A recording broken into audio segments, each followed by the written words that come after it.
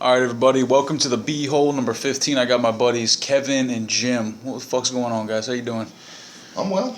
I'm doing all right. All right, yeah. So you guys have a shitload of stuff in your apartment right now. I don't even feel like I'm in Cambodia right now. I just feel like I'm in a completely different world right now, man. I've never seen anything like this, to be honest. Well, this room is part Africa, part China, I think. Yeah. It's all my traveling.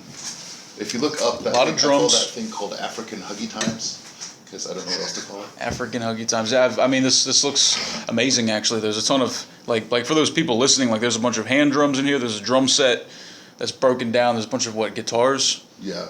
All kinds of sound equipment. We've got our 2 turntables and our mixer for the DJ setup. And for back, we have 2 turntables and a microphone. So your intention to, you kind of like stay here for a while. Oh, yeah. Yeah. Well, my intention was to leave America forever. Right. And this is where I came first. If I hate it here, I'll move on to somewhere else, but I'm not going back there, so fuck it. So talk about that. I mean, that's pretty much what you said last time. And you guys were living together at the time, or? We lived down the street from each other. Okay. So, I mean... In Allentown? Yeah. Yeah. Allentown, PA. All right. So, okay. What do you mean you want to escape America? What do you mean? We got tired of playing the game that males are supposed to play there. And okay. I listened to a little bit of that thing that you did with Nakmeezy. I didn't get to the whole thing. Okay, yeah. With Jamel. Yeah. Interestingly enough, that guy used to go to the same tournaments as one of my students in New York City. Okay. They didn't compete. She was a female. Well, he's from Brooklyn, so. Yeah. So they went to some of the same events. Cool. Yeah, he got a later start than I did. We're actually the same age, but.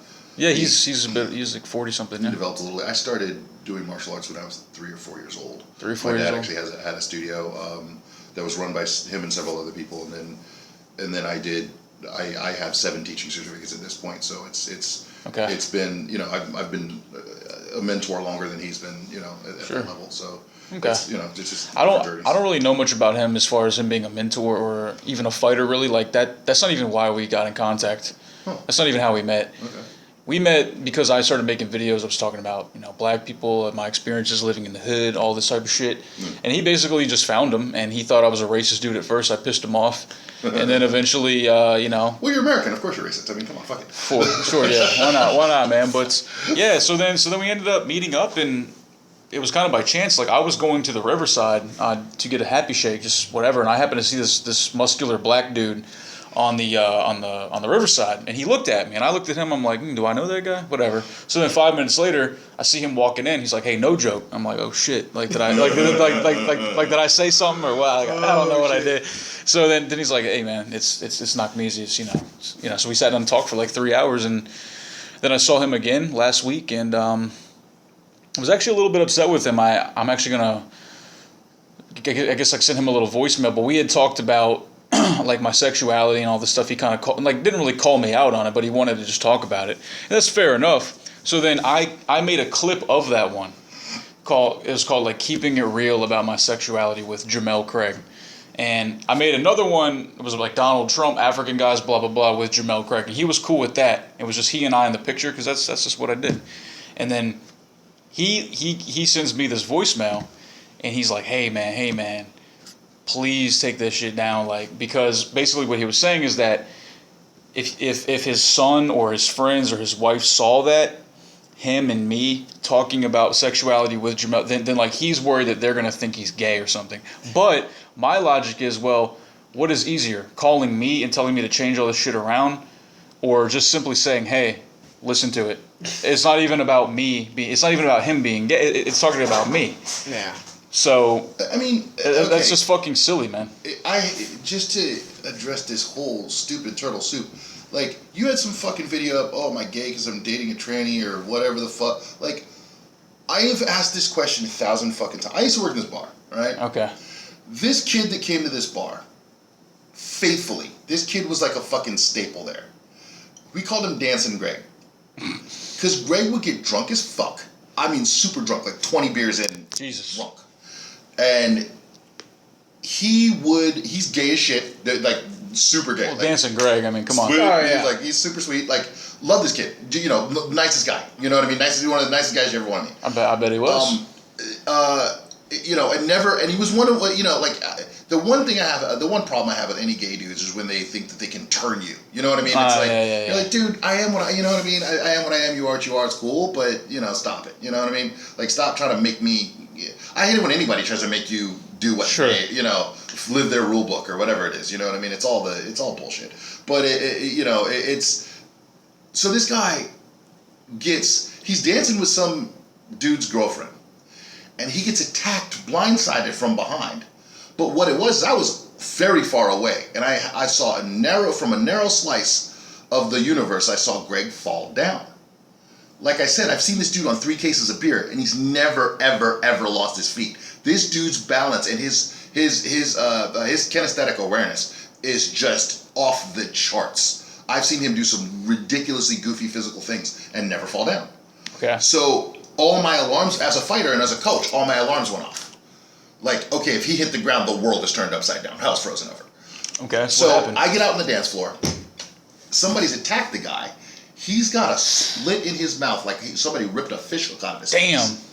Like, seriously bad. Because what had happened, the guy was he's not a large guy, about $125, soaking wet.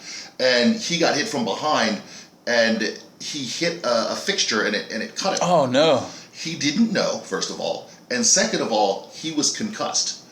I didn't realize it at first. He was poo-pooing, oh no, fine, no, it's cool. So he was drunk and he had a concussion.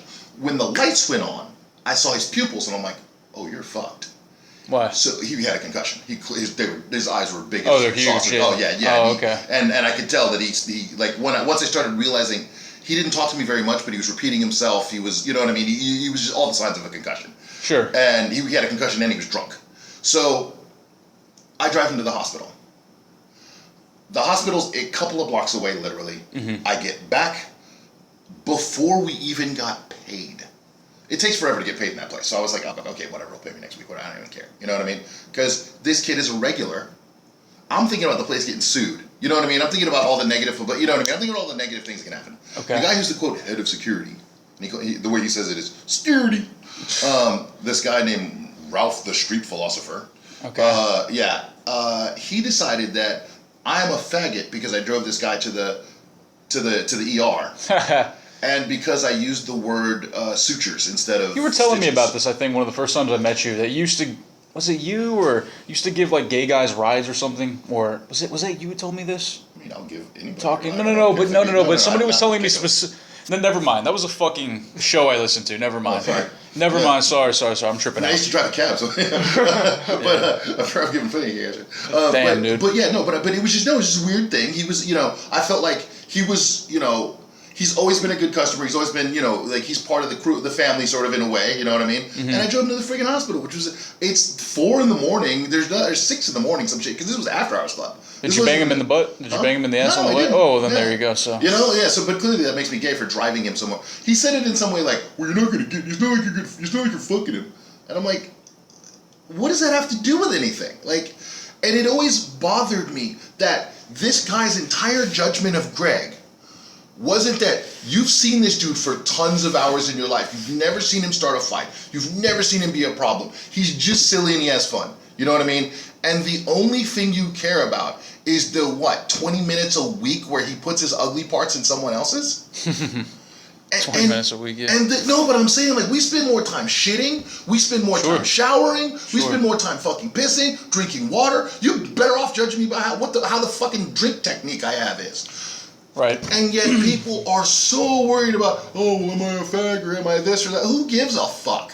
Well, it's easy for you to say, man, but a lot of people are super uptight about it. Like to me, this guy Jamel, like I'm not saying I don't like him, but I definitely lost a bit of respect, because first of all, like if his son questions him, like, hey, why are you in this video with talking about sexuality, or are you gay or something, Dad? Like, motherfucker, you exist. I'm pretty sure. Yeah, all you gotta say is, first of all, no, we were talking about him, and if they dispute it, we'll simply listen to it, and you'll see. Like, that reeks of internalized homophobia. Like, you're that, I guess, uncomfortable about having anybody associate you with a gay person or whatever. That's huge in the black community in America. Well, he lives in the Netherlands now. He lives in fucking Rotterdam. He didn't grow up there. That's fair enough. That's how. And I think that's another thing too, because But it's maybe. But actually, that story was one of the major things that made me realize a big truth, especially about the American culture. The only people that an American cares about is either someone who they stick their dick in or someone who shares their blood. Yeah. I'm like, if it's not someone that I'm having sex with and it's not someone I'm related to, they might as well just die. Like, and I see it time and time again. You know, it's like, oh, I need a ride. Who can I call? I can call 17 people, and all of them will be too busy, or somewhere else, or you know, I mean, like, but. Yeah, I always ask the question: how many motherfuckers can you call when you're stuck in the snow? Well, I can call plenty. No, but you know, and resolve the problem. And resolve the problem, probably none. And that's you know, a reflection of his. So you're saying that that is specific to America? I mean, it's rampant there. More intensified. You mean like not just else. people not giving a fuck about each other? Yes. Is what you're trying to say? They are. We are programmed from day zero to get in our little car. We're isolating ourselves. We don't play games of cooperation. We play games of competition. Musical chairs. I'm going to fight you for the last space. I will. You know what I mean? It is always how can I one up you? Not what can we do together. Typically, yeah. We never play games of like how do ants get on by using groups and numbers and cooperation. Yeah. We don't do that. We're told that that's the worst thing to do. But every single accomplishment in human history is one where we've defeated that. Well, there's also a thing in the States too where people want to be in their own little group too, and that doesn't help people working together at all, right? Whether they're gay, straight, whether they're black, white, brown, or whatever, like people want to put themselves in these little categories, and then they want to separate themselves from everybody else. And it's confusing and it's ridiculous. But the problem that I have is that even within their yeah. little subcategories, they're still not working together. Even within That's true too. Like within the cheerleaders, there's the head cheerleader. Within the goth, there's the queen goth. There's always someone on top. There's always a hierarchy of hierarchies. Makes sense. Yeah, I mean that's true too. Yeah. And the silliness of the idea of the top person that yells at men in stretchy pants running around tackling each other. You know, like, because that, you know, when the aliens come, that's what's going to matter. You know what I mean? Like, it just, you know, the time and energy and emotional investment spent in such things, I'm incapable of. I'm incapable of going to the office on Monday and talking about two sporting event and the stretchy pantsians versus the panstretchians in the sports ball. I don't care.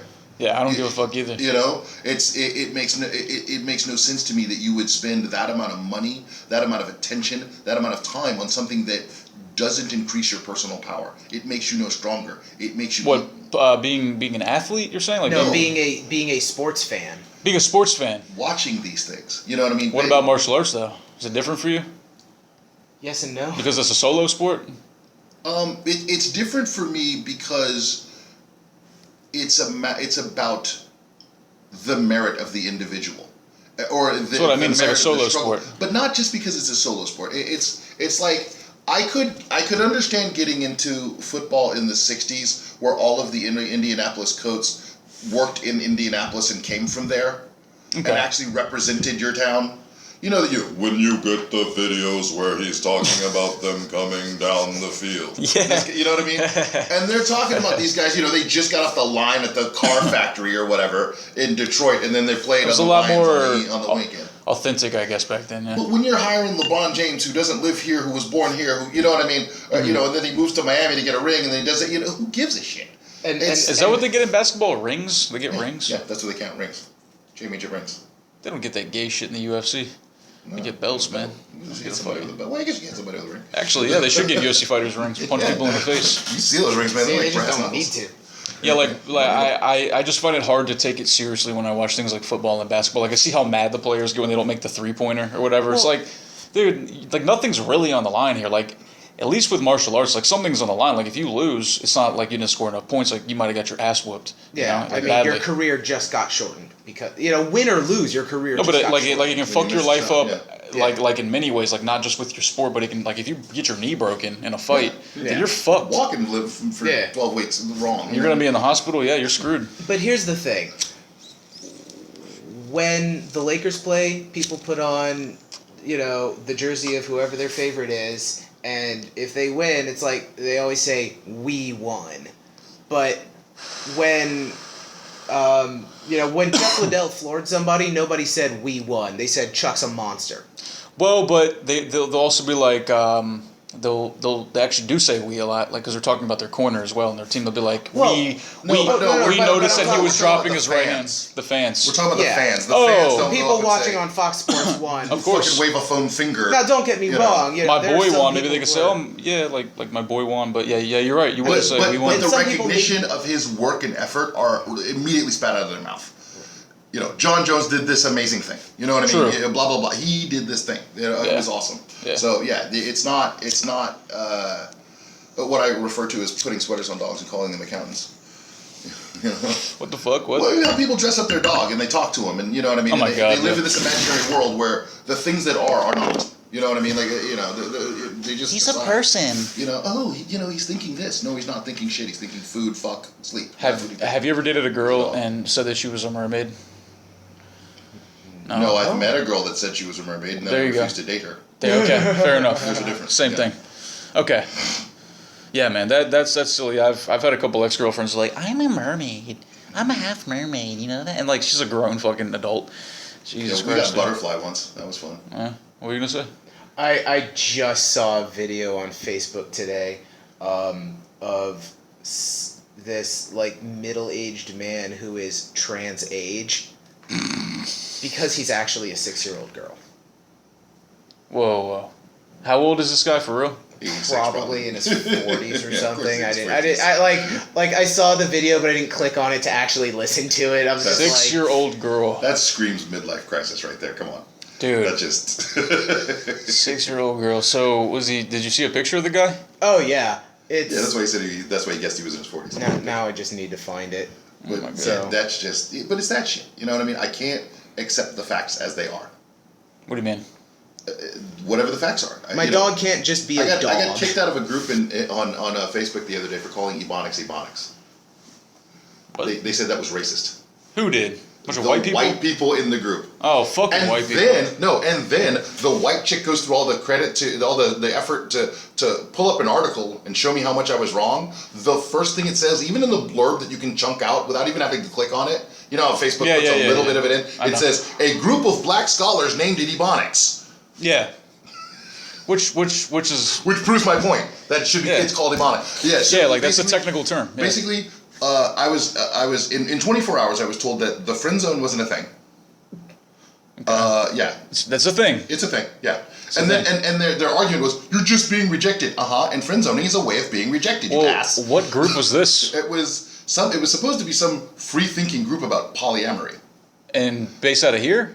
No, based on Facebook. Just anywhere. Yeah, I don't know where. Well then you might get those kind of people. You definitely not. Those self-righteous people. No, they're not. It's the social justice warrior white people. They've decided how everyone else has Spineless to white cucks, as I've called them. Yes. Yeah, and they're mostly women though. That's the worst part about this. You got some fellows too. They're women or transgenders mostly that were yelling at me. Yeah. On that note, And I was told found that it because someone was a transgender, Mm-hmm. I couldn't comment on sexism. What? They were being sexist against me because I had a penis, basically. Anything I said was wrong because I was that's I was typical a logic. cisgender That's typical male, yeah. And liberal I said, logic. okay, that's sexist, and you can't tell it just because I said that a thing was sexist. Just tell them you're black, and they'll be like, oh, okay, sorry. They know I'm black. My avatar's right there. Damn it. Yeah, clearly being black doesn't mean shit to these people. Guess And I'm not. like, and I'm like, well, and that was the funniest part about it to me. It's a black guy saying, yes, Ebonics is what it is, and instead of everything I said had to be an insult instead of it just being a fact. I said black people have perverted white people's language to suit their whims. Okay, yeah, fair enough. Because they don't get that. To me, I don't care. Like, I'm not judging black people. Like, I speak one way. Most black people speak a different way than I do. Fine with that. Well, American black people, yeah. Yeah, most black Americans speak a different way than I do. But to me, that's a choice by them to say, hey, fuck you and your whole society. I'm not playing your game.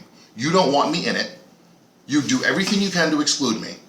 So why should I join in or be understood or whatever? You know what I mean? I talk like this to get away from you, to get outside of your sphere of influence. I do it so you will reject me and so that I don't have to deal with you long term. You mean like using Ebonics? Yeah, or getting tattoos on your face or whatever other thing that kind black of people sense, do to push away from the table of white society. Yeah. Because largely, instinctively, even without having to ask them, they know they're unwanted. They know that there's no part of society that isn't redistricting school lines so that they all have to go to the ones without computers in them, or that isn't stopping them from getting home loans, or that isn't and all of these things are done generation after generation, and people and the white people who pretend that nothing's going on and say things like, oh, we're colorblind or whatever, they always want to pretend that this shit was happening back in slavery days and not in the 90s and not in the 80s and not in the 70s. You know what I mean? That they aren't repeatedly excluded from opportunity after opportunity after opportunity to, like I said, get a home loan or to get jobs or to get whatever. If that the new slave trade isn't the prison industrial complex. You know what I mean? That they aren't paying people in prison 10 cents an hour to work and yet getting $20 an hour for their labor.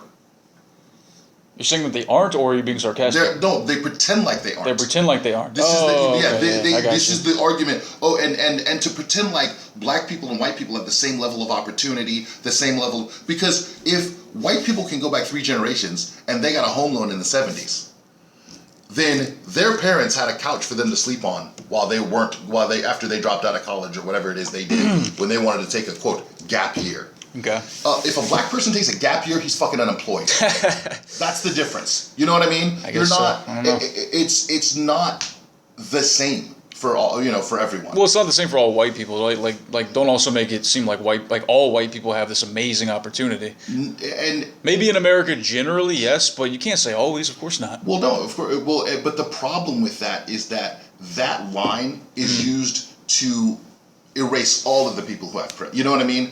Because yes, there are people in trailer parks, but there's white people in the projects too, man. There's white projects.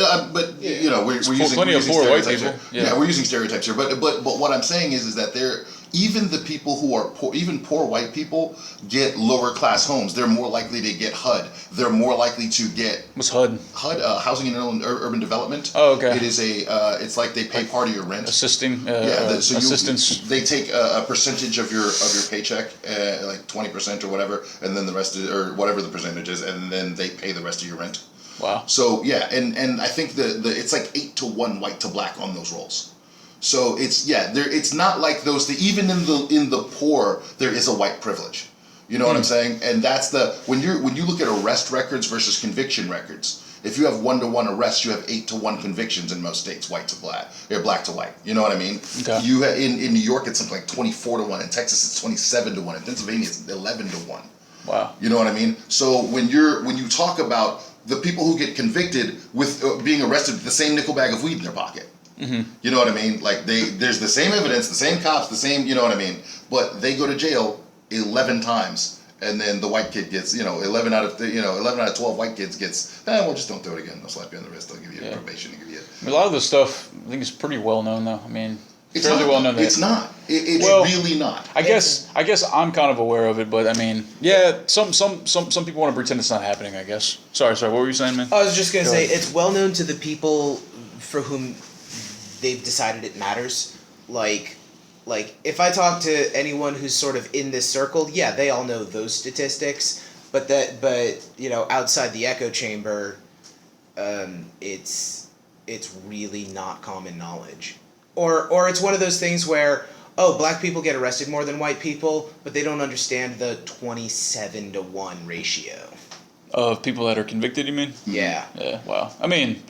it's like how can you be... They don't understand that there was a point where Arizona had a 4% state black population and a 67% black prison population. When was that? This was the early 90s, yeah. Jesus, dude. Yeah, and I mean, it may be worse now for all I know. I don't know, but I just knew then. Yeah. And, and the rest of it is, once you have that felony, you're not allowed back into white society. Cards on the table, I have a felony. Yeah. I got it for stopping a cop from beating someone. Okay. I wasn't charged with assault. I wasn't charged with, I just picked him up by his little bat utility belt. Didn't even hurt the guy. I was charged with having a Swiss Army knife. Oh, right, because you had a weapon on you when you did it. No, possession of burglary tools, because the knife on it was too short to be considered a weapon. Oh my God! Really? And the verbiage was it had a screwdriver, a saw, and something which could be constituted as a pry bar. Jesus. And that was yeah. Wow. And what they did to me was they made it the worst. They called it Class 1 misdemeanor. Okay. And they said, well, if you just go through, and we're going to give you probation, and if you just go through your probation, everything will be fine, and you'll. But if you don't go through your probation, it'll be turned into a felony, and you'll go to prison. Shit. So I go to my probation officer. Day one, he said, you need to go get a 9 to 5 job, and I need you in here every day between 11 and 1 a.m. 11 p.m. and 11 a.m. and 1 p.m. Okay. How can you do that Wow. with a 9 to 5 job? That'd be tough. Yeah. That was it. That was it. No other. He looked at me until I figured it out. Wow. And he said, see you Friday, and he used an expletive. Such as. Nigger. No. Oh, yeah. What? Yeah, so He just- said, see you Friday, nigger. No Like way. that. Just like that. Where was this again? Arizona. Dude. Yeah, at the time, the state Wow, didn't have okay. Martin Luther King Day. Okay. Yeah. Well, it's Arizona to be fair. Last but state in the union to get Martin Luther King Day. So just so you understand. So yeah, I did 3 months in county, and then I did the rest of the time in in the state. because you couldn't get the job. You're saying like you couldn't. Hmm? You're saying you had to do probation, yeah? No. I'm saying they revoked my probation And they within 4 days. Okay. 4 days later, they sent me to prison. Oh That's what I'm shit. saying. Yeah. Yeah. Okay. And I went from what their classification being a 1-1, which is the minimum classification of security, to being a 3-4, which was Hannibal Lecter time. I was doing 23 and 1s. That is brutal, man. I was locked up. For how long were you doing that? I want to say the last 68 days that I was there. So did you feel like you were a different person coming out of that? I mean, day in, day out of that? Well, when I went in there, I'd say I was about 425. I was in the best shape of my life. 425 pounds, everybody. At almost exactly 2 meters tall. And I basically fought at least once a day. You got no fights? Yeah. Yeah. It was Why the fuck would anybody want to fight you though? They want to recruit. Either because they want to recruit you to their gang, or they want to prove that they're manly. Sure. Because they're going to take down the big guy or whatever. Yeah, and gotcha. and I was very young. I was 19 when I walked in, so I was very. It's a dominance game. They want to control. They want. Yeah, to you're the new guy. Plus you're big, so like they want to be. You were They want to. 425 pounds and 6'6" at 19. Yeah. That's insane, dude. Christ. Well, my awkward period. I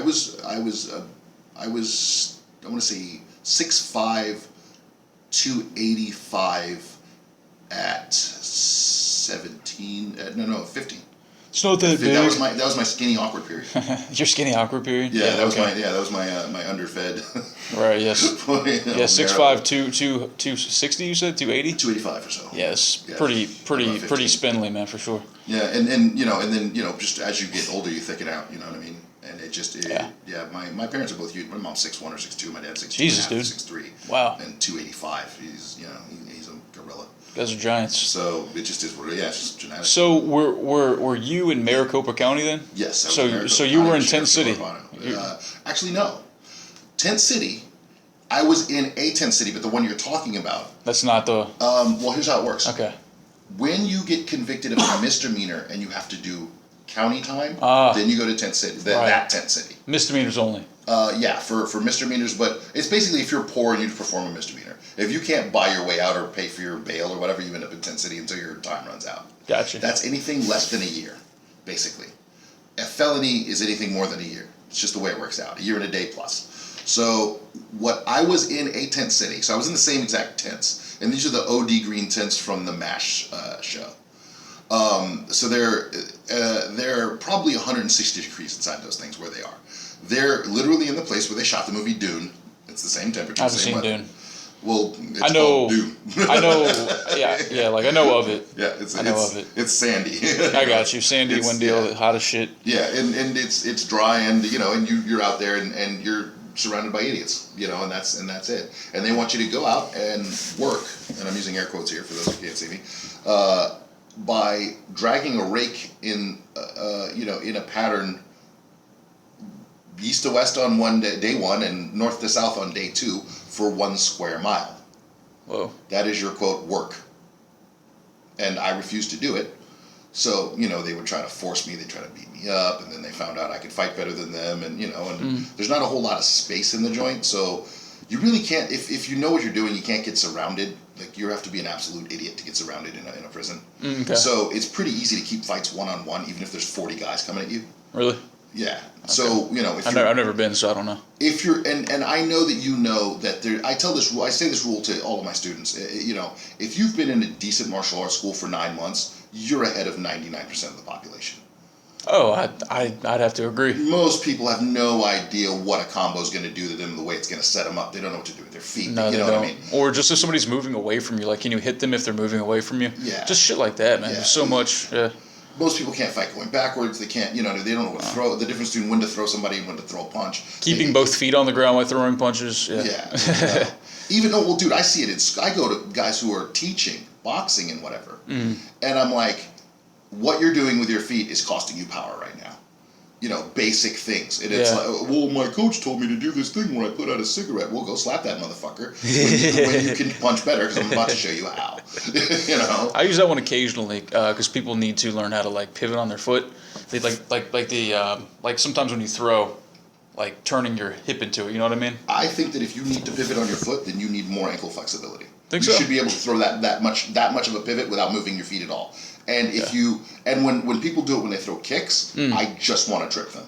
Well, kicks are a little different for me because if it's a mixed martial arts fight and you get it caught or something, yeah, because I feel like you'd be off balance, but you are off balance the second you go on your toes. Period. So if you're not moving your foot to where it needs to be before you throw your kick, and planting that foot where it already needs to be, what guys will do is they'll put their foot on the ground, and then they'll allow the momentum to pivot their foot where it already needs to be.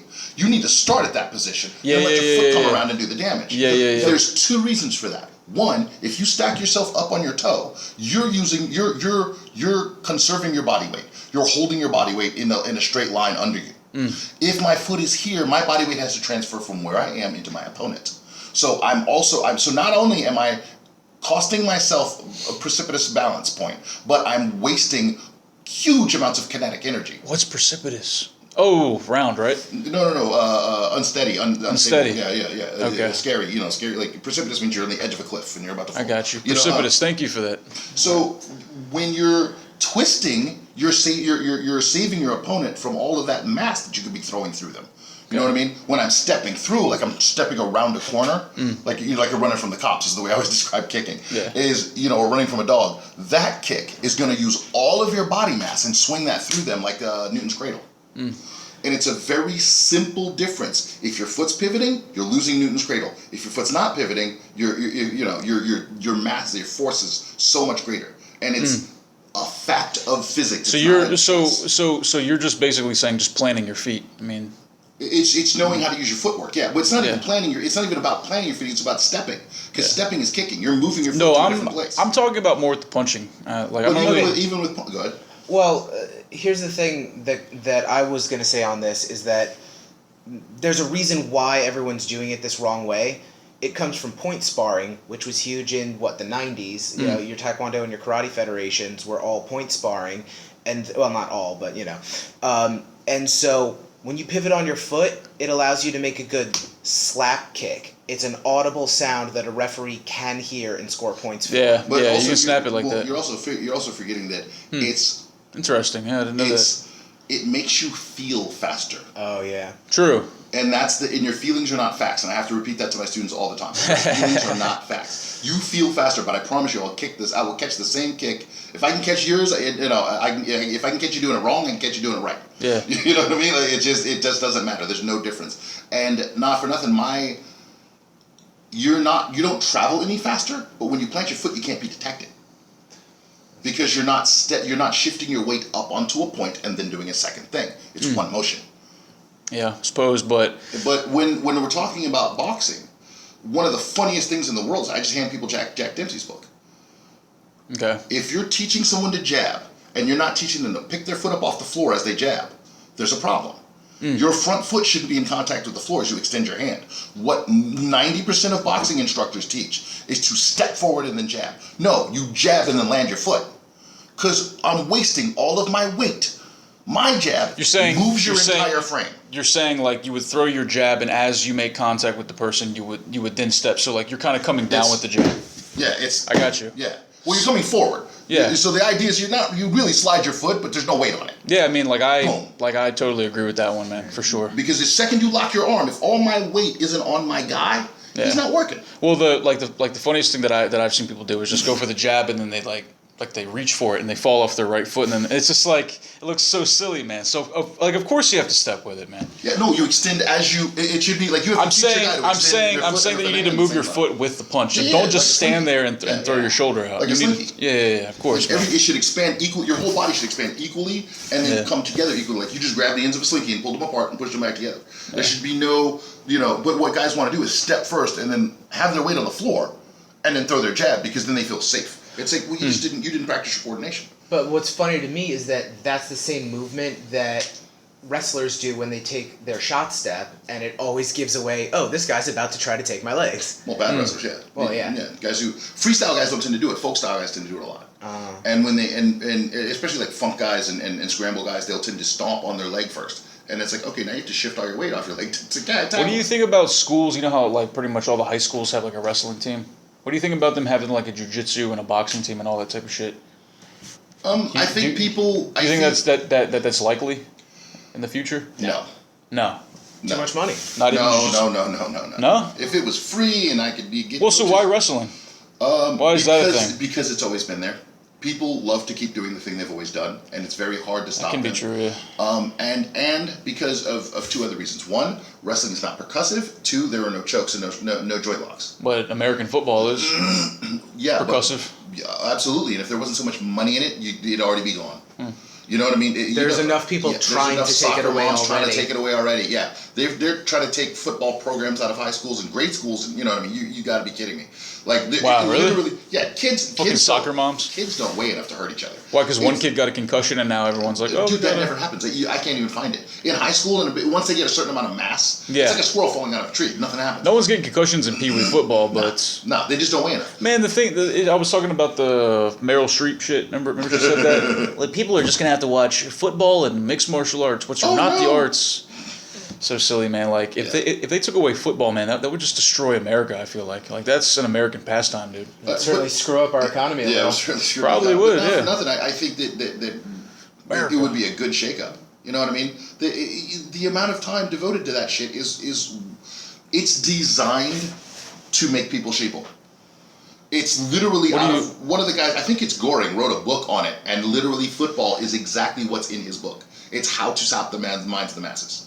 Oh, you're saying that it's a thing to make the American population like sheeple. It's to take away their willingness to rebel. Why wouldn't they have it? It's to put their energy. Why wouldn't they have it all year then?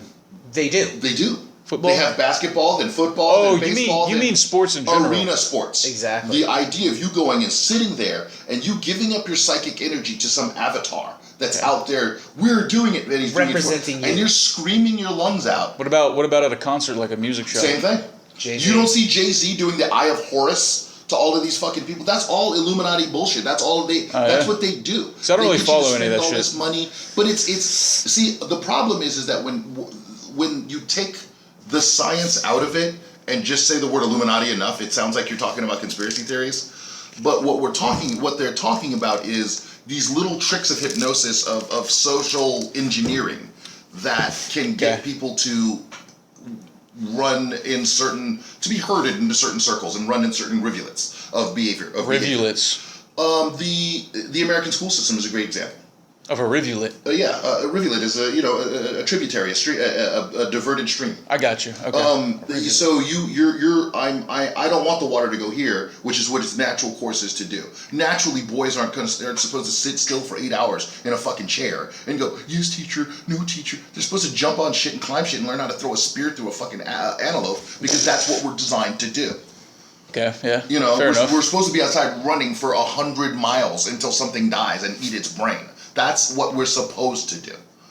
How do we get from that to sitting still and just, don't fidget, and if you do, you're a bad person, and, and all of that. Okay.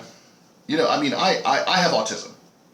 And as a child, I got in a boatload of trouble because I couldn't do it. I couldn't sit still. I couldn't not correct the teacher when she was wrong. You know what I mean? I just couldn't sit through I didn't understand the concept then, and I don't understand it now. Why someone dumber than me should be allowed to tell me what to do? Yeah, that really doesn't make sense to me either. Because they're bigger than you, because they're older than you. I'm like, but they can't tie their shoes. I don't care. She's an idiot. Maybe I'm autistic too. People say that, but there's more to it than just that. Well, that's kind of what I was going to ask you. Like, obviously, there's more to it than that. But are there different levels? Are there different types of it? Because I don't really know much about it, to be honest. The first and most important thing to realize about autism is there's a sensory component, and I don't have full control over my sensory input. Okay. Can you give an example? Most of the time, if you punch me in the mouth, I'll just blink at you. It doesn't hurt. Yeah. Which makes you an even better fighter, huh? It makes me calmer. Because it's not going to hurt you. If I don't take it personally, yeah. Like, unless I get emotionally upset about it, yeah. Yeah, I got you. But not for nothing, most punches don't really hurt. We have to. That's one of the first things we have to teach to our students. You know what I mean? The one that knocks you out especially doesn't hurt. But punching is more surprising than it is. Good liver shot can hurt, man. Oh yeah. You get hit in an organ, stuff like that. You crack a rib. Get your jaw broken, that kind of hurts too. Yeah. But what I'm saying, mostly if you just get hit in the face with a boxing glove, it doesn't really hurt. It's not that bad. Just kind of it's more like the anticipation of it. Yeah, and you're more worried about what it's gonna be than what I mean. What it is. I've had to take students and just beat them in the face. Not really hurt them, but really just keep hitting them until they realize, oh, this isn't really hurting. You get it now? Do you understand? No, I've done. Yes. I've had 40-minute sparring sessions where it was just me going. That's me. Until they put their damn hands up and fought back. Yeah. I'm gonna keep doing this until you fight back, fucker. Why don't people put their hands up? It's so obvious. Because they live in a world where if they just back up enough, people come take care of them and do for them. Sure. So you have to break that caudal reflex for them. But back to autism. To answer your question, so some days my sense of smell is on 25 of 10. And it's not. What does that mean? Oh, it's like 25 out of 10. You mean? Yeah, I got you. He can smell when a woman's menstruating. Sometimes that sucks. 2 houses down. I feel bad for you. Yeah, but sometimes that's my hearing. So then you can surely smell all your neighbors' farts then. On some days, and then some days I can't smell anything. Really? I'll walk around and be like, I'll put nasty things in my mouth just because, that's protein, it's good for me, and it doesn't matter, you know what I mean? I just can't taste it, But then there's some days where hearing is too much, and I have to walk around with I wear earplugs, or earphones. And it's just random? Huh? It's random within minutes. Oh. There's times when I just started grabbing my head, and he's like, what's going on? I'm like, I can hear all the things now. Yeah, like I can hear a mile away. Does it mess up your sleep? Yeah, it can. Yeah, wow. Definitely. Well, sometimes it takes you forever because, again, you can hear the river. Yeah. I'm just like, they can hear far beyond what people can imagine. That just seems amazing to me, though. Like, it would be amazing if you had control over it. Yeah, if you had control over it. That's what makes it a superpower. Yeah. It's more like a curse. And people don't understand, like, oh, how come you don't have a regular job? Well, 1, I have a felony, and 2, I will stop working at random to cover my head. Or you know what I mean? And it's hard to explain to people because at the end of the day it just looks like laziness. Why are you just sitting down there trying not to cry? Wow. It hurts. The amount of sensory input actually hurts. And most people think that autistic people are all nonverbal because the dumber ones are. Well, and I don't mean to say that to be insulting. The biggest thing, like the stereotype that I've heard about autism is like, oftentimes it'll be like a grown man who's got like the mind of a child and doesn't make eye contact. But you don't seem to fit that. I had to learn to make eye contact. Well, you don't act like a child. Yes, I do. No, you don't. He really does. I don't mean no. I'm talking like retarded. Like you're not like that. And what I'm trying to say to you is, go ahead. retarded used to be a clinical definition of a specific IQ range. Gotcha. So, Hope I Jim's didn't offend anybody. the average human No, stop IQ. that. You need to offend those. If Yeah. you're offended by someone using the word retard, even Fuck as an off. insult, you're a moron. And that's also one. So You have to look, say imbecile, Riri. Idiot. Yeah, yeah, Riri. Jesus. No, the thing that I love is when people say, "Oh, he's not retarded, he's slow." The word retarded comes means from slow. Latin It and it means means slow. slow. They You even use it in fucking band class. retard. They used to use it in band. Like, Yeah. oh, we're gonna hit the retard now. That's right. Retardando. How do we call them retards? Retards. It sounds better. There you go. Retarded. But yeah, a retard had a specific IQ. I want to say what, 70? I don't remember, Something. 16 or I think something. I think below average is under 85. No, 100 is 100 average. Every other human is above and below 100. Like 50% of the people are below, 50% of the people are 100. Yeah. Or above 100. So Jim's is Thankfully, at I'm like there. 196. That's it. Which puts what, like 8 people in the world maybe above you? Who knows? But- man. Yeah, but like I here's said, like I feel like the IQ test is like is it really like it doesn't mean anything really, does it? It Yeah. means things, but it doesn't mean what people think it means. Well, first of all, okay. intelligence quarantine, right? So it Quotient. quotient. Oh, quotient. Pardon me. Why did I say quarantine? Doesn't even make any Because sense. it's a fun word and it Quotient. starts with Q. It started with Q. I'm just throwing shit out there. Yeah. Thank you for. Although for correcting actually, me. hashtag America, hashtag intelligence quarantine. Hell yeah. Yeah, no way. But it's- American but school it's- system, it's- intelligence quarantine. It's the way it's been explained to me is that it's not how smart you are. It's basically like your potential.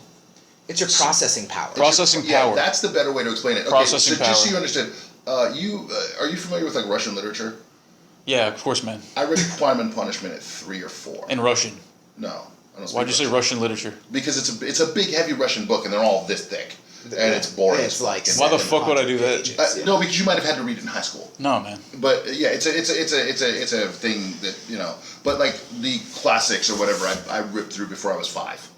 You know Okay. what I mean? Like From Mice and Men, and Like that's some savant shit, man. and that's He is a savant, That's what yeah. it is. So and literally the phrase used to be, instead of autistic genius, it used to be idiot savant. Same thing. That's same. They're interchangeable phrases. You're a paradox. And the thing is like, okay, And so we're a pair of dicks. when we first, Whoa. there was a time Alright. when I went dick. over your house, and you were like, this guy's fucking done everything, and it's like, well, everyone else was drinking and partying and making friends, and I was out jumping off mountains and seeing how far I could stretch a rubber band, and seeing if I could build a rocket that could hit this guy's house from here. Did you? I would do, I've done all kinds of goofy little experiments, That's awesome, though. and I mean, now if you look around my house, you'll see the evidence of the, you know what I mean? And that's what, people don't understand. All the money you spent getting drunk is right here. Yeah. People think, oh, well, it's like, no, you only have so many hours in the day. You spent them socializing. I didn't have any friends, and I went and did these things. That's possibly why so many, I guess you could say nerds or whatever, geeks in high school turn out to be pretty successful, because maybe they didn't have a social life, they weren't out getting pussy, so then they just have to work and study, and then boom, it pays off. Or they just figured out something they can do really, really well and then turned it into money later. Because they had that time to So themselves, to probably. figure out whatever it is Because they weren't out blowing it were on, good at, or whatever. right. Yeah. And you know what? I can agree with that, man. And we like, Kevin and I arrange our lives by that rule. Mm-hmm. It's we look at each other and go, okay, how many hours did you waste today doing fuck all? Okay, 4. were you listening to some bullshit about your last life? Like were you worried about what Trump was doing? Or, like if you spent 3 hours watching the inauguration, you could have spent 3 hours learning to code. I didn't watch the inauguration. I was doing a show, actually. So And that's following the and rule. that was way more satisfying. Yeah, exactly. And fulfilling. that's better for your life than worrying about some shit that some jackass is doing in a life you no longer Dude, need. I can totally relate to you, because that's what I do. I don't really go out and drink. Granted, I do maybe once or twice a week sometimes, but typically I keep to myself and I just do this type of shit, or just chill out. And I'd rather be alone sometimes and be with people I don't click with, man. And I meet a lot of people like that. Yeah. I don't And click with. especially I'd rather now, be alone. like now that you're getting into creating art, Yeah. like one of the things that just I found just despondent. I was just sick of in America. Every single person I walk up to, my hey, what'd you do? What do you do? What do you like to do? What do you do when you're not working? Like I don't know, nothing. Yeah. Yeah. What did you do last night? Nothing. Yeah. I'm like, wow. Why haven't you jumped off of your roof yet? Literally, I actually talked to my best friend. His name is Josh. So shout out to Josh. I mentioned him in the episode. Today was the first time that I actually talked to him in 6 years. Wow. So it was really, really great. We've been texting and emailing a bit. Anyways, he's in the Air Force, and when I used to hang out with him, we used to live in Atlanta, and like we would go to the gym and like pump iron or whatever. No, we were not fucking boyfriends. No, we're Shout just out to the Air Force, only branch of the service that does not have an IQ cap. well, because you need to be pretty smart to get in there in the first place. Well, I'm just saying, all the rest of them, if you're too smart, they won't take you. There you go. You may not follow orders. See, so my buddy's smart. He's a smart guy. Children or whatever. It is. He worked out a lot, but now he's working these 12-hour days and then has to commute and shit. And there's so many people like that, and he never has time to Live. to well, not even to live, but just like to eat right, to fucking be motivated. And that's the big thing, is your sleep eating ins, right, you know. get your sleeping. Yep, exactly. So my father, I mean, everybody damn near I know here is like that. They teach English, or they work at a fucking NGO. Then they go to the long after dark and drink a pint and go home and wonder what the fuck they're gonna do with their life. Yeah, And it sucks. It's so weird to me when I came here and saw that, because I'm going, dude, I'm waiting for my shit to get from America so I can start doing all the fucking things that I have plans to do. Yeah. Like, I don't have my gear yet. Like, let's get it in. Like, I feel like I'm on this 2-month extended fucking vacation where I just can't do a goddamn thing, twiddling my thumbs, I'm bored. And these motherfuckers are all just, it's like they're done. Yeah. It's like, wow, dude, you look at them and they got that 1,000-yard stare. Like, or something interesting. So I got an email this morning from some guy named Frederick from Sweden.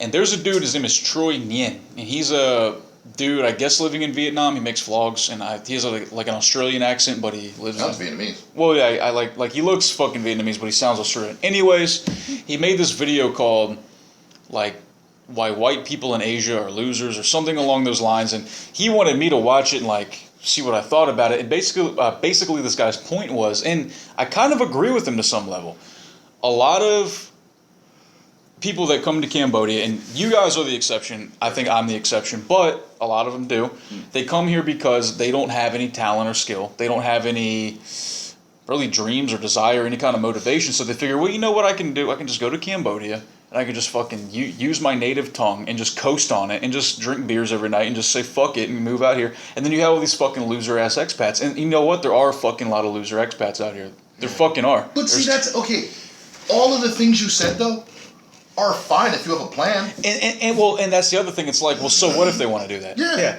But he does have kind of a point. But the thing that kills me is, not only do they do all that, but they live right up to the limit of their incomes. They spend every dollar that they make. Kevin and I spend less than half of what we make. That's why I said you guys are the exceptions. But we teamed up so we could do that.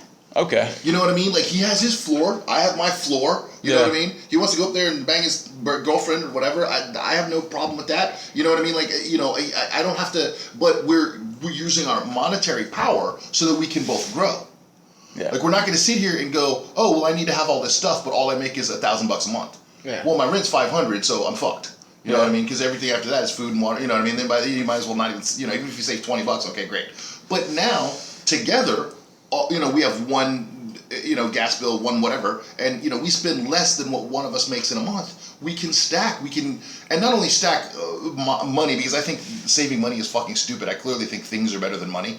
Because some imaginary pile in some white dude's bank account that's going to take it away when he wants to.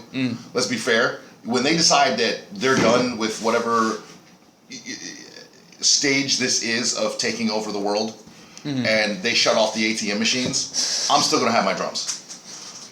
Yo. You know? Yeah, that's a fair I just point. said, let's talk India for a second. Or when the next banking crisis happens, or when the next whatever. You know what I mean? However you want to put it. When they decide to shut the ATM machines off, I don't think that having $1 million in a bank account is any big deal. If I get $1 million, I'm going to buy a house. I'm going to buy something that's tangible. And even if you save it in cash, it still might not be good. You know, and yeah, exactly, because money may not. India, they turned off all the money and they took away all. Yeah, you brought it up. So what happened? Okay. What? This is recent? Yes, Yeah, like within a month or two. Oh. The Indian currency is called the rupee. The rupee, yeah. The they basically highest... took their two biggest bills and said they don't work anymore. They're invalid. Yeah, and their highest bills are the 500 and the 1,000. Rupee, and so 1,000 rupees is like what, like 5 cents? Like $7.50. Okay. So $7.50. So Yeah. it's not much. You- So basically, they took the $5 and $10 bill or the $10 and $20 bill and said no more. So now everything is in even smaller denominations than that. So it's The banks like literally don't have enough notes, and they're like, if you don't trade these in within this time limit, they're invalid. Done. Go away. and there's no They don't possible way they can refund all that. They don't have bigger bills that are worth more? Just only small ones? They've decided that even the biggest ones they have are no. But you said that the biggest one was how much? It's worth about $7.50. But you were just saying that they'd have even a bigger bill than that, right? No, never Jesus, did. that's their biggest size bill? Yeah. Wow, okay. Yeah. Holy shit. And yeah, so they just So decided, what does this mean for the people then? It means they stole the money from the people. They stole all the money from the people. Yeah. So basically, if we had to cash in all of our 10s and 20s for 1s and 5s, Yeah. there's not enough 1s and 5s out there to cover all the 10s and 20s that exist. So Jesus. so basically that the what's left over, they don't have to pay for. So they basically just stole all of that money from the Indian people. So could that result in a war, you think? Could they be like, fuck these people, they stole their money? Maybe not. India just has poor. a similar problem that America does, and it's land size. I mean, there's a lot of Indians. There's a lot of Indian people, but the well, land is so big, it's hard to take over tactically anything. You can there are people who spread apart to be one giant fist. You know what I mean? They're just in too many different places. It's easier to and do the than government- China, right? Because China's far easier. three times the size of India. Yeah. But it has the same amount of people. The same scenario though is that there's no China has China has the same billion. amount of people as India. Really? Maybe slightly more, yeah. Okay. Maybe like 0.8 billion more. But it's still just not tactically feasible. And you have planes and bombs, so they just get wiped out. Yeah, and, of course. and that's the problem with America. That's the reason that all these little walks or whatever, they don't do shit because America has literally the same amount of land mass as China. They and a third of the people or less. yeah. So you can't do anything. There's nothing. Where are you going to walk to? Oh, I want to go to the Pentagon. Well, the guys with the actual bombs are 50 miles over here. You know what I mean? And then these guys are 500 miles over here. And what's freaking Miramar Naval Base in San Diego could just launch all that. You know what I mean? You could never go to take over because there's no one place. Right. You're screwed. So it'd have to be like a smaller country. That's why it worked in France. That's why it worked in certain other places. Yeah, You know what I mean? But again, so the value of money is precarious.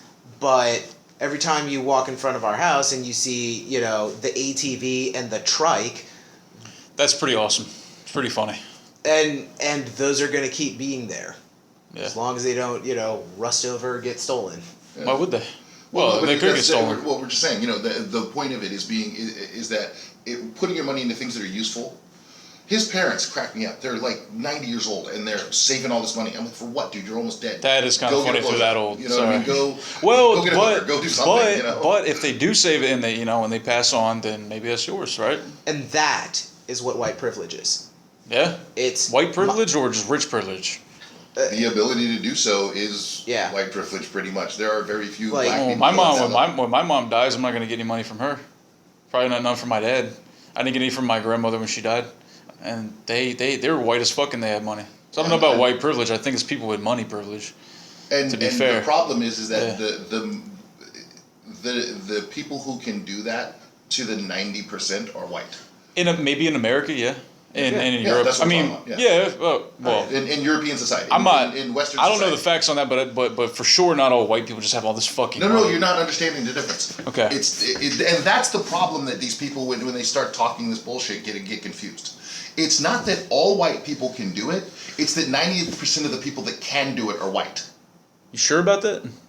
Think about it. I mean, I'm not even mad at what you're saying. I'm just But you asking if understand that's what true I'm or not. getting at. Yes, I Yeah, see what you're saying, man. And yeah, it may be 91% or 90, or 89. Listen, it's but the point 89.5%, being- exactly, sir. that shit. But what I'm saying is the underlying point is what matters. Is that when we call it white privilege, it's a privilege that black people do not have at all.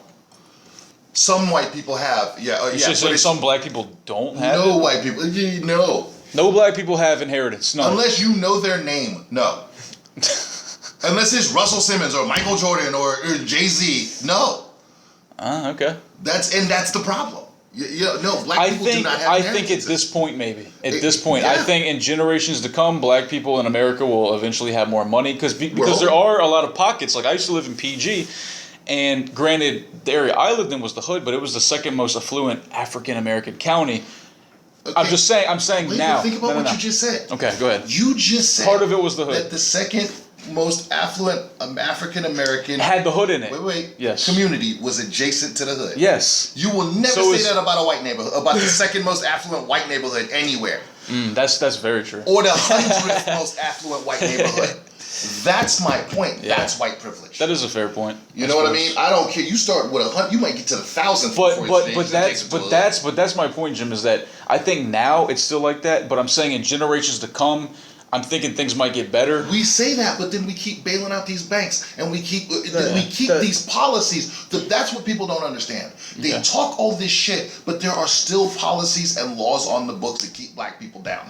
And when people don't realize, there's a really good article out there called The New Jim Crow, and it's all you need to know to look it up. And when people don't understand that these things are still being voted into law, it's not like we started at this pile and in the 60s. Since the 60s, it's been getting better. It hasn't. It's gotten worse since the 60s. You know, and that's what people don't understand. And when you say it, they want to poo-poo you and go, well, you just don't understand how politics works, or you don't. It's always some shit you don't understand. Why somebody else gets to be racist. You know what I mean? Or why somebody else gets to be sexist, or why somebody else gets to exclude. You know what I mean? Well, you see, in Cambodia. Yeah, that's our new favorite phrase. When somebody doesn't know something, it's, well, you see, in Cambodia, this is how it works. No, you're doing something I don't want to hear, or you're accepting something that someone's done to you that's unfair. Okay. It's not, we like, you look at the bike outside, right? Yeah. Thing doesn't work. The trike? Mm-hmm. Doesn't work? No. Shit. And we gave this jackass this bike for 7 weeks. We paid him $1,600 and the bike doesn't work. So fuck that guy. Yeah, fuck him. You know wow, what I mean? Really? Yeah, we asked him, first of all, make the thing work. Was he a foreigner? No, dude, the guys, one of the guys is half Thai and half English, and the other guy's French, but he lived in America for 20 years. Okay. And these two guys are supposed to be, and these geniuses with motorcycles, like, well, why doesn't my bike work? It looks good on the surface, but you get close, you realize they didn't clean up most of the rust. They didn't, all the things we asked them to do. You know what I mean? It was more, they were worried about how it looked. As a vanity interesting way to put it. Yeah, that's a good way to put it. And it's like, when you scratch the surface, it's not even like they powder coated the bike. You can take the paint off with your finger. That kind of makes me think of when I lived near like Southeast DC. Like, it was definitely the hood, but there were parts that they redid to make the blocks look more modern and hip and like new, like.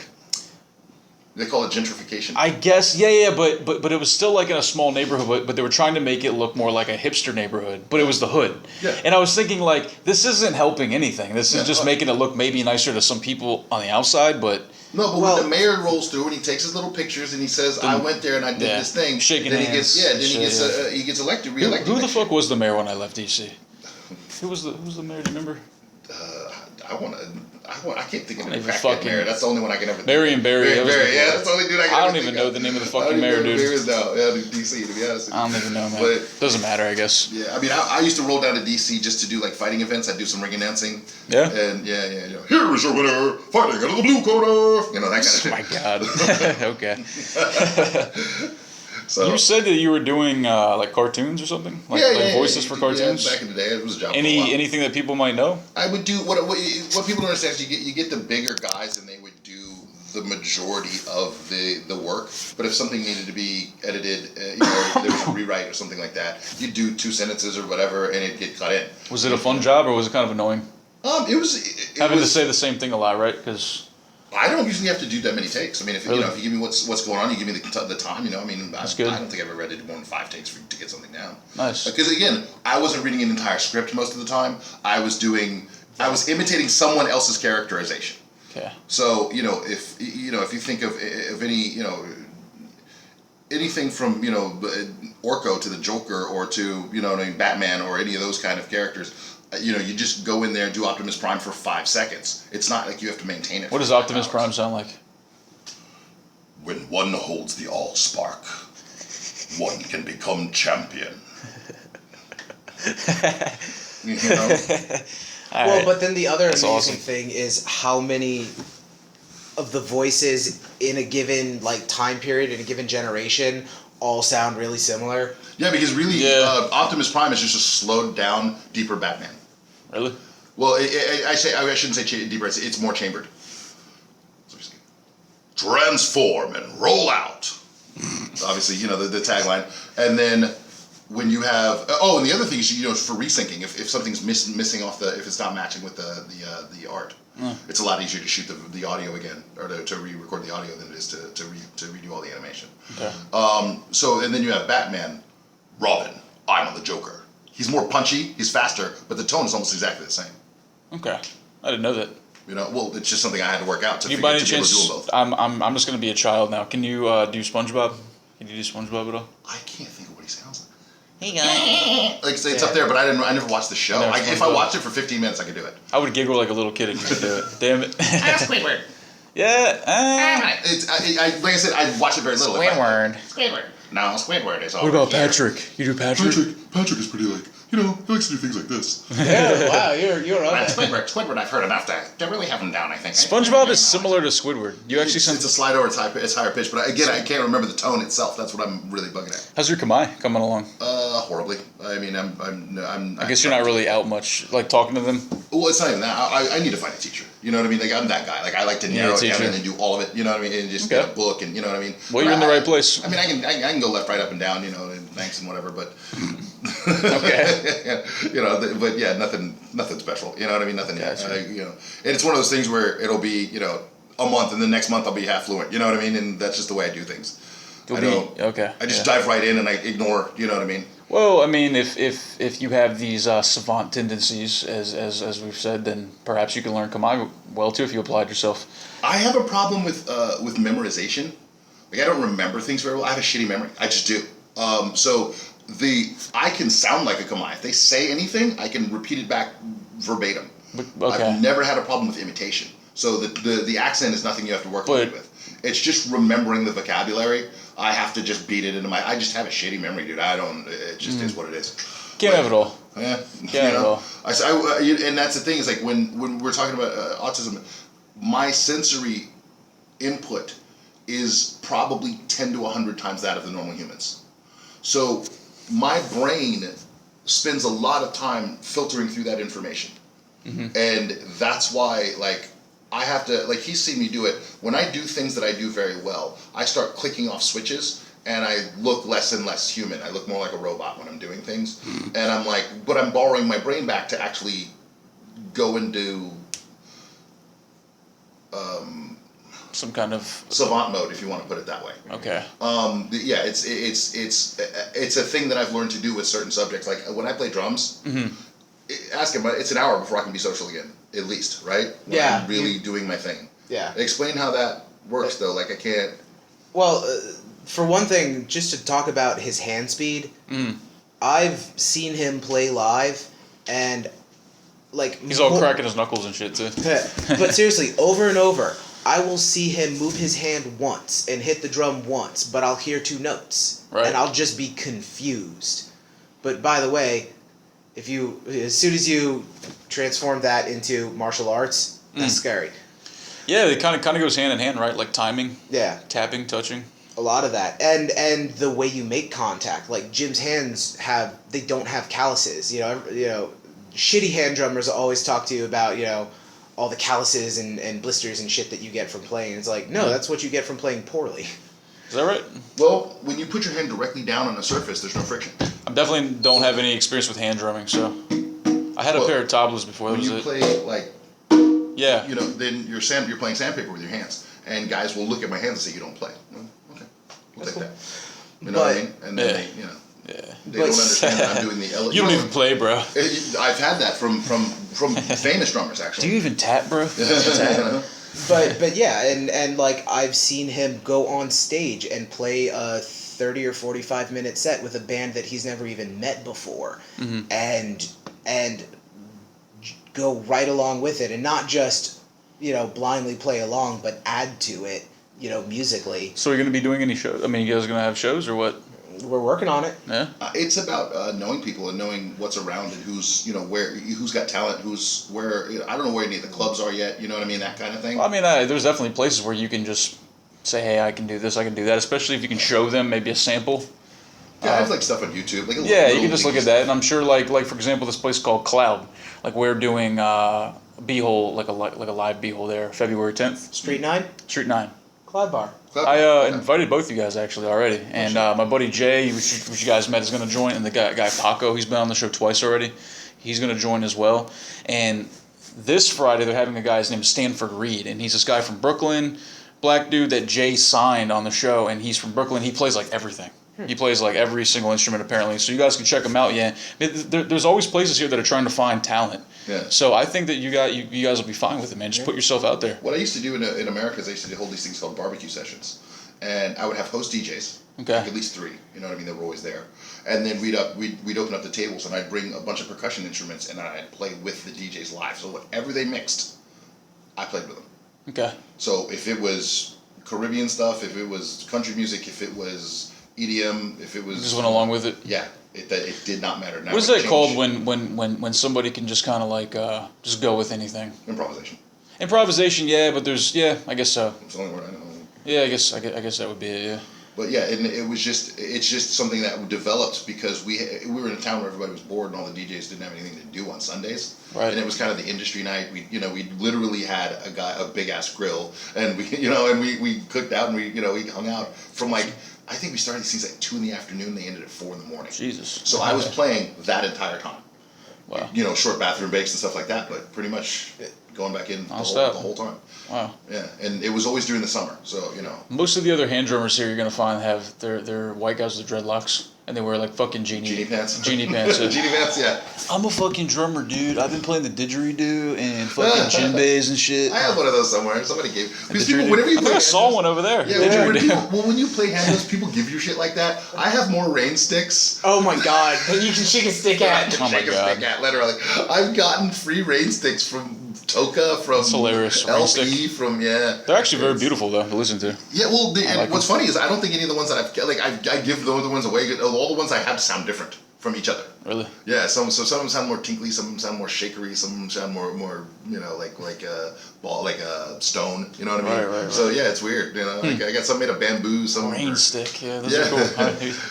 But that right there, like that's two what right there. I swear to you, look right there next to the. Yeah, I see them. like when Jim's like, yes, no, I totally act like a child. That's sort of the way that he does it. It's like, okay, fine, I have a bunch of random stupid raid sticks, but I'm still gonna make them my way. I'm gonna have all the ones that are unique. I think it's great, man. So yeah, it's really a blessing to be able to play. But one of the things I figured out is that Phnom Penh we have to kind of do double duty. The next thing we have to buy, and we're gonna stay broke until for a couple of months here, is a little van. Yeah, you guys have talked about that. Because we can't get the shit. How am I gonna carry all this shit anyway? Yeah, you're gonna need something. Yeah, I gotta get to Cloud Bar with the stuff, and Okay, it took $7 each way. No. Fuck that. Yeah, well, not only that, but it's just an unsafe structure. Shit's falling out of the side of it. You know what I mean? Yeah, this is your stuff that looks like a lot of money. So It's not even the cost. It's getting it here. It's the shipping. There you go. It's that it is irreplaceable. If we didn't get as much as we did in America, we wouldn't have it. You can't just order shit off of Amazon here. No, you can't get everything here. No. And that's crazy to me. So it's like you needed to come with it. Well, it's Cambodia, man. So Have you guys tried to send something from here before? Not yet. Not yet. No. It's not cheap, man. Like I sent my dad just a drawing I did. He wanted to buy a drawing from me, whatever, and it was just like a piece of drawing paper. It was $40 just to send that. Well, did you send it like just a FedEx? in a folder, like in one of those. Literally, like a 14 FedEx by 11? folder, because anything under half a kilo has a price. The standard one. Has like a standard set price. Okay. Yeah, so it's not cheap at all. I thought you meant like a big fuck off canvas you rolled up and. It wasn't a canvas. No, it was a drawing that I did a while ago, just a sketch, and I sent No, it. I'm not worried. I'm just about the size. Yeah. That baffles It me. was. How much was it? 39.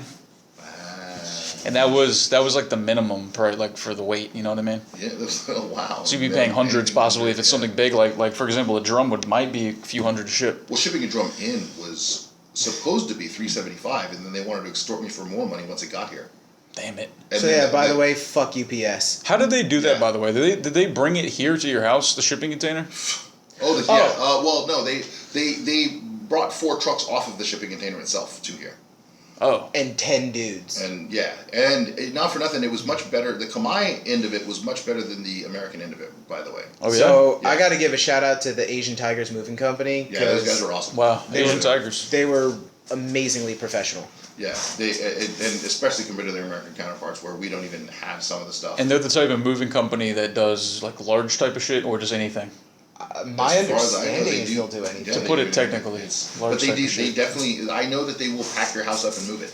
So like they will put everything in boxes for you. So Wow. Yeah, so it's like a Tigers it's legit full moving service, company. yeah. Well, shout out to Asian Tigers. Yeah, thank you very much. So yeah, it didn't.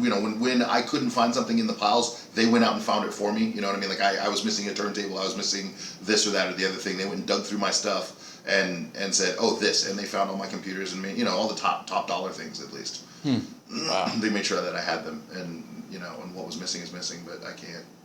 But And it seems like on the other end, they didn't leave things off by dollar value. It was by effort. Kevin's big 22-inch cast iron skillet, which is obviously going to be like 60 pounds or whatever. They didn't want to fucking pack it up or deal with it because it's a big iron ball. You guys don't fuck around. Like, you guys get the best of everything, huh? It will. I guess that's I good, live though. I live by this saying: there are 2 ways to do everything: the right way and everything else. Okay. Seriously. The right thing and everything else. All right. Yeah. well, and Yeah, I guess what's so. funny is like my dad always used to talk about, okay, you have to do some construction project at home. You go to the hardware store. There's the $5 hammer and there's the $20 hammer. And you think, oh, I'm going to save some money. I'll buy the $5 hammer. Well, you do that, and then it warps or the wood breaks or whatever, and then you have to go back to the store and buy the $20 hammer anyway. So if you just buy the best damn thing you can, then you only have to buy it once, and it still ends up costing you less money altogether. Yeah. The only dispute I have, the only thing that comes to mind with that, and like I do agree with you, but here in Cambodia, You see in Cambodia. and I can speak. And now listen, I'm not saying this is the case for everybody. And yes, I did just say here in Cambodia, yeah, like a you see in douchebag. I guess we're not hanging out anymore.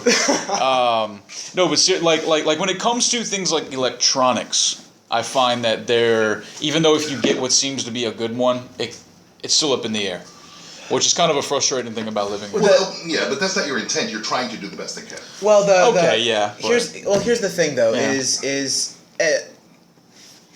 I'm sorry, I try to find the right words, but it's like, Jim says it best. You can only make the choices that you're aware of. You come to Cambodia and there are 2 phones, Samsung and Apple, and everything else doesn't exist. I mean, functionally. Yeah. So, My phone is from ZTE. and mine His is from phone OnePlus. is from OnePlus. They're companies out of China that no one has ever heard of. And both of our phones are markedly faster than both the latest iPhone and Really? the latest Samsung. And I actually bought my phone at Hoxie up in Central Market. And it's also markedly cheaper. Yeah, I was about to ask how much the phone was. like between the, I paid $470 for mine. Brand God damn. But- yeah, but a brand new Samsung is $800. You know how Yeah. much? Well, this was $125. I got it used. Exactly. But that's the point. Is that the second the next one comes out, the value goes through the floor. Yeah. And yet his phone is, what is it? What are the speeds on your phones? My phone, There's 6, right? this has 6 gigabytes of RAM in it, a 64 gigs of storage. It has like a 21 megapixel camera, I don't know what this means. or is it 24? So the Samsungs have 3 gigabytes of RAM. His phone has 6. It's double as powerful. Gotcha. Yeah. Like the processor in it is like the latest one in the market. It's The latest Snapdragon, you know what I mean? Yeah, it's just better. But- they're the phone that they want to sell you on the Samsung is like a 14 or 16 megapixel. His is 21. Mine are 22. You know what I mean? Like mine is the only phone with an ADAC in it because I'm a sound freak. A what? An audio to a digital audio converter. An analog to digital audio converter, ADAC. So Okay. basically, it helps. It like powers headphones. But it also makes them sound like audio file quality. They're very. You can use any set of headphones in my phone. But if you want this type of shit, you need to have it shipped here. You're saying? But that's the thing. Mine came from Hong Kong. No, you just have to find it and be aware. He actually got his here in like the reason that we have these phones is that Jim spent a day or 3 or 5 or however many it took to just hours on end looking at reviews of phones, and you'll find people on YouTube like Flossie who Flossie Carter out there reviewing phones. Shout out to Flossie. and Flossie this dude That's how it sounds. and this dude has all the phones, and he's comparing the Yeah, all phone the you've never phones. heard of to the 3 other phones you've never heard of, and telling you not which one is the best, but why this one beats this at this quality. This one is, but letter C is better than letter B at this other quality. Jesus. So he really, so you can, he really broke it down. And there's But the same reason that we found out that you existed and didn't just stop watching when we saw retired Chief JC, Ryan Boundless, you know what I mean? And we found people who actually acted like they lived here. Yeah. You know what I mean? And and that's why we didn't end up in Thailand or in Really? in Indonesia or whatever, Oh, that's as good. opposed to here. You know? I'm glad you guys came here instead. It's cool, man. yeah, no, So, and but that's it's this thing I have. I just obsess about things. I just get into this rut, and I'm like, I want to know all the data. I need to know all of it, and I can compare it. And I can see contrast it that. pretty It's well. kind of funny because when we first met, like, you guys were trying to get some help from me and all this assistance, but like, I think the shit you guys wanted was like a little bit beyond what I normally do for people. Because you guys you guys like do your fucking homework and research, man. You guys made a lot of shit happen here, right? Yeah. We're trying. I'm saying yeah. I'm saying that's great. Like that's I'm glad to see you guys have figured shit out here. That's great. yeah. And see, 'Cause that's the thing is we don't feel like we figured out anything yet. We feel Nah, like you we're guys- just dipping our toes in. you guys no, you haven't been here that long, so like imagine what's to come. But for a couple of guys who, you guys are pretty like resourceful. Well, and the other funny thing is that we've only had one vehicle that works ever. Like, we've never had 2 vehicles So what that do you do simultaneously work. when he's at work then? Stay home. Stay home? Fix my, we still have tons of stuff to fix. Work. I don't know if you ever went out or whatever. I mean, when I do, it costs me tons of money in tuk-tuk fees and you know what I mean and all that shit. Because you can't ride a fucking moto. One time while we were looking for apartments, I mean, these 2 dudes came and that's all they had was the 2 bikes that they drove in on. So he had to get on the back of one of them, and by the end, and they showed us like 3 or 4 places that day. And so I'm sure I put about 5 years on that guy's bike in that one Jesus, day. dude. And I've never done so it they- again. I'm done. It's like I can't explain how crampy I was by the end of that. You know what I mean? Have you guys Like, picked up any Khmer girls? Yeah. Yeah? Okay. So, what's that like? Like, are they scared of you? I mean, get I out. love. I I raised know my what you're hand saying. because I love to describe this. The short version is, because Southeast Asia as a whole, and Cambodia included, they have this bias against dark skin. Not necessarily black people, but just dark skin in general. Just in general, yeah. So, like 80% of the women just don't even give him a second look, or they'll stare at him and they don't even realize they're staring. One of Jim's favorite games is to just make the same face back to them, and they're always just like aghast. Yeah. That's an easy one. But here's the thing though. What I've noticed is that like 20% of the women, they just give him the "I'm gonna fuck you" eyes, and I've seen a woman give Jim that look while she was on the back of a moto with her husband. Sure.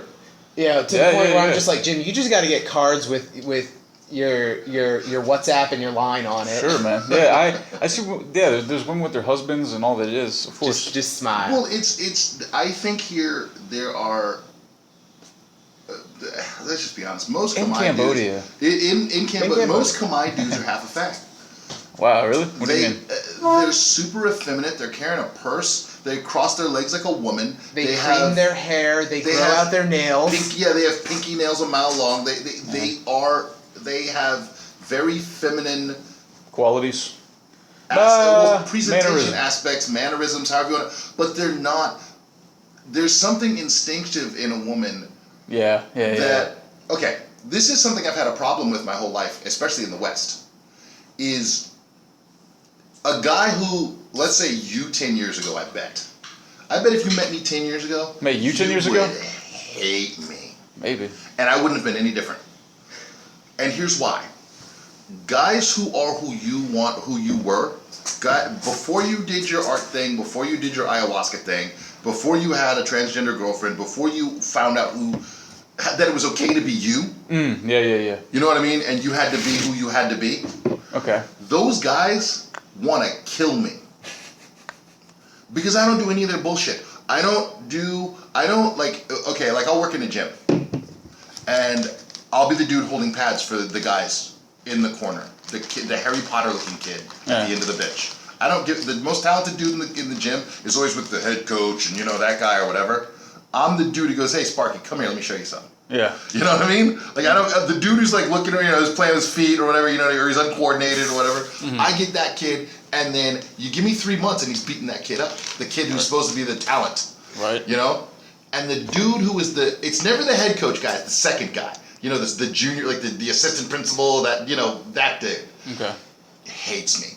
Hate you. Because he's the dude that's got the abs, he's on the bag, he's doing all his moves. I come in, eat the candy bar, I'm fat as shit. Of course. I don't care. You know what I mean? Like, I work out, like he works out right before the class, whatever, right. If class is at 7, he's working out at 6:30, he's gonna get it in before I work out when the lights are off at 11 and everybody's at home. If I'm gonna work out that day. You know what I mean? Or I'm at 4 in the morning, you know what I mean? I show up mad early. Yeah. I'm sweeping the floor, you know what I mean? I'm the first dude there and the last dude to leave. I got, but when I'm there and anyone else is there, if I got time to do something, I got time to help that little Harry Potter kid. I got time to take that girl and show her why her Ezekiel choke is failing.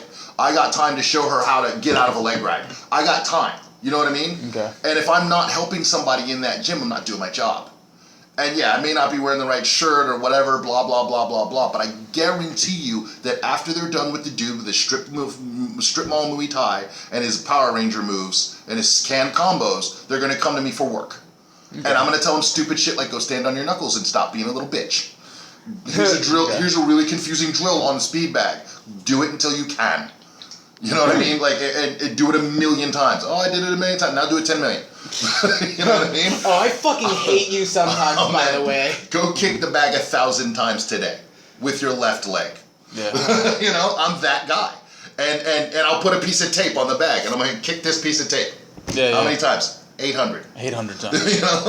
And if you're not capable of doing that, you're not capable of being a fighter. You're not capable of. You don't want it. And I don't care. A lot of it's mental, yeah. No, but it's like I'm not here to go, oh, Jimmy, that's 17, that's 18. Like all that social shit doesn't exist in me. Yeah. Get off your ass and do it. If you want it, you want it. Because I mean, you can tell by looking at me, I never went to the gym and worked out for looks. I want to be able to pick up the most weight I can get off the ground. I want to be able to. No one can put me in the banana split. Why? Because I can do the splits. You know what I mean? I don't give a crap, dude. You know what I mean? Like, does it work? It's in. Can you still do a split? Yeah. Can I see? I mean, but without, yeah. Dirt is for dirty as fuck. But yeah, I stretch every day. You know what I mean? Like, you're never gonna kick me. I will kick you right in the mouth, right now, whenever right now is. You know what I Definitely mean? don't kick me in the mouth. No, I mean you, but just the greater, whoever's harassing me. You know what I mean? And most people don't have that. They're, I'm going to train up to this fight and blah, blah, blah, blah, blah. No, dude, I train because my life is hard. I was homeless when I was 9 years old because my dad got sick of me. My dad's rich. Mm-hmm. He got sick of me not conforming, not going. I had autism. We didn't know what that was when I was a kid. All right. I was just a pain in the ass in every direction. And it was compulsive. I could not do it. You know what I mean? I had to have the sense of fair play, justice, whatever it is. There's no exception to that. I can't move on. You can't fuck me over and stay in the same room with me, and it's all I'm going to be able to focus on. I might not want to fight you. I might not, you know what I mean? But we're going to talk about that before we talk about anything. We're going to come to a complete, we're going to clear that out before we can do anything else. Okay. And my dad couldn't handle that. Because that was every teacher that did me wrong, you know what I mean? It doesn't matter who you are. I don't see authority the way people do. I don't. It's very unclear to me why you can just let people wrong you and then just keep it moving. Okay. And kind of blow it under the rug. Yeah, it's kind of hard to do that for me too. Whatever. Yeah, but it's impossible for me.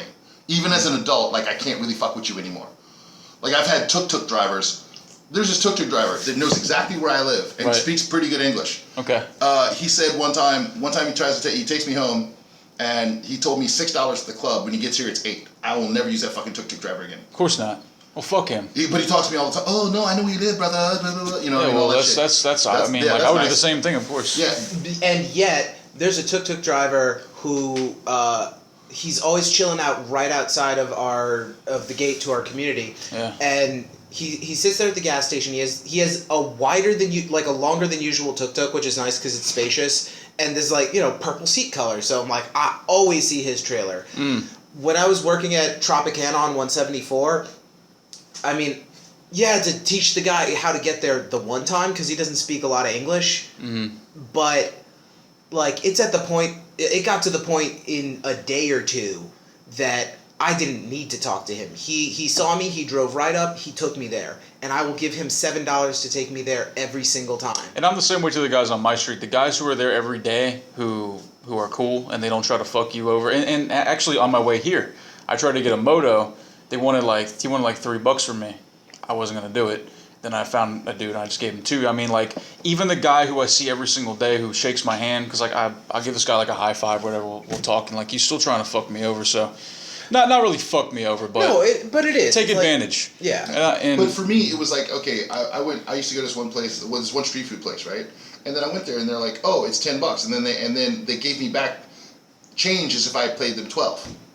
Okay. And I'm like, you said $10 in perfect Oxford English 5 minutes ago. And so did then she. the chick right behind you said the exact same thing. It's happened to me several times. And then when I argued with them, oh man, yeah. all of that shit, and I'm like, wait a minute, okay, you spoke better English than I did a minute ago. Yep. You know, and now that you over $2, keep it. Now, and go ahead. Now here's the context. Like, I work at a restaurant, but you can't eat the same food every single day. So, I want to go and explore the little street food around. So, one day, Jim's just goes out on adventures, and he comes back, and he has this, and I was like, okay, the food looked good, so let's try it out. And I'm not going to lie, it's the best street food we've ever had. Like, where? Still. Somewhere on Street 51. No, it's on Street 174. Oh, it's on 174. Okay. Immediately to the, I want to say, Toward west. Noradon, yeah. Yeah, of 51. Okay, but anyway, like, it's just, and like ribs and wings and just like good shit that, nice. and so Jim ordered the first time, maybe like $8 worth of food there? Yeah. And, so that we can try it out. Like when I go someplace, I'll try all the things I think might be good and just see if they are. And I'll dump $15. Like in America, I would stop at a place and spend $50 first time I walk in a place. Damn. You know what I mean? But I would get a barbecue joint. One of anything in a barbecue joint. You know what I mean? And be like, okay, I don't like the brisket. I like the ribs. I like this. That's actually probably the and, better way to do it if you got the money. Yeah. You know what I mean? But that's the thing is, I would only go out once a month. You know what I mean? Okay. And Then that would be. then. I would only go to a new place once a month. You know what I mean? And then I would have my little places that I like Popeyes or whatever, the same shit all the time. You know what I mean? It's pretty cool. Because you already figured out what the best thing at Popeyes and I knew what my cheat move is. The biscuits. You know what I mean? Yeah. The biscuits are the best thing at Popeyes, obviously. They had this 11-piece box of chicken for $12. Here? $12.99. No, at Popeyes. Have you guys had the 5-star fried chicken on the street here? No. Good, dude. Oh, what? Okay. You see, like the red. What is it like? Is it like Church's? Is it like Popeyes? Is it like what is it like? I think it's comparable to. Have you had like Bojangles and that shit? Yeah. It's fucking fried chicken. It's good. I don't believe that because I can't go into KFC. I don't fucking. They had spicy. They had original. It was good, dude. It was fucking They had good. spicy? And Okay. they give you a sweet chili sauce, and it was like the breast, the wing, the leg. They was all the same price, like $3,500 real. Good, man. It was good.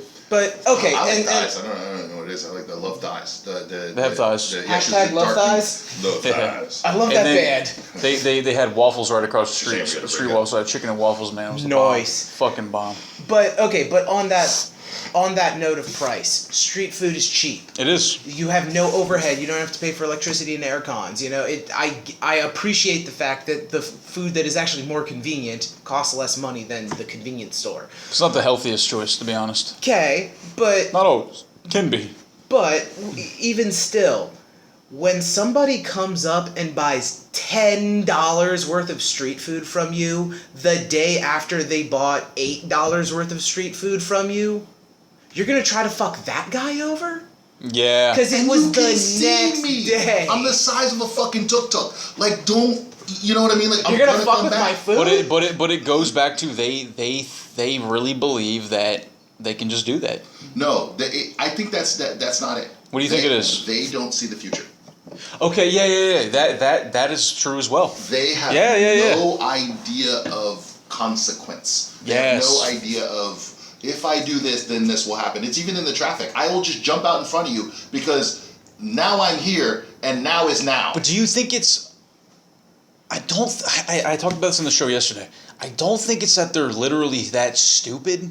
Is it? I mean, they can't be that stupid, can they? I think It's it a might be combination. linguistic. I want to learn Khmer. Honestly, I'm going to learn Khmer just to find out the answer to this question. I know, I same. really do think it's not in their lexicon, future tense, in a way They don't have that past has tense either. personal They don't- responsibility. Yeah, they don't have past tense or future. Because there's this kid, Kevin used to work at this bar, but I used to go there every day with him. So, because he was taking a tuk-tuk out there, so it's like, well, I'm not all right. Might as well leave the house. Yeah, you know what I mean? So I'll sit around this bar, and I'll basically play bouncer or whatever. Which is completely unnecessary, because nobody ever went into there. But the one of the kids that worked there, the so-called manager, one of these kids that speaks half shitty Khmer, and we talked about this yesterday. What is it with the Khmer that say they can speak English, but they can't? They know English words, but they can't either pronounce them or Because they just want to be able to say they speak point English. across. You know what I mean? And then there's Khmer who really can. I Speak. asked them something, they come back 3 days later with, "Hey, here's the thing you wanted." They may not have the best, accent or whatever, but they understand me at least. Yeah. Yeah, it's like, oh, you know words, but you don't. I can't ask you for anything or get anything done with you. You know what I mean? But they say, "Oh, I speak English." No, you don't. Super frustrating. Like customer service on the phone. I mean, just The amount of times they'll just hang up on you. Well, like just yesterday, like with the Wi-Fi, like my internet went out yesterday because I guess like the year was up and I just had forgotten about it. And the girl that I used to live with, her name was Eileen, and it was under her name. Does she have one arm and one leg? No, she has 2 arms and 2 legs. Think about it. Eileen. What do you got? Yeah, that's good. Thanks, man. Actually, can I get one of these bad boys? I think we're out. Oh, never That was mind. the last one, literally. Okay, okay, never mind. No, I was gonna say, so yeah, but like it was in her name, and I said, yeah, my name's Brayton. Oh, it's Eileen.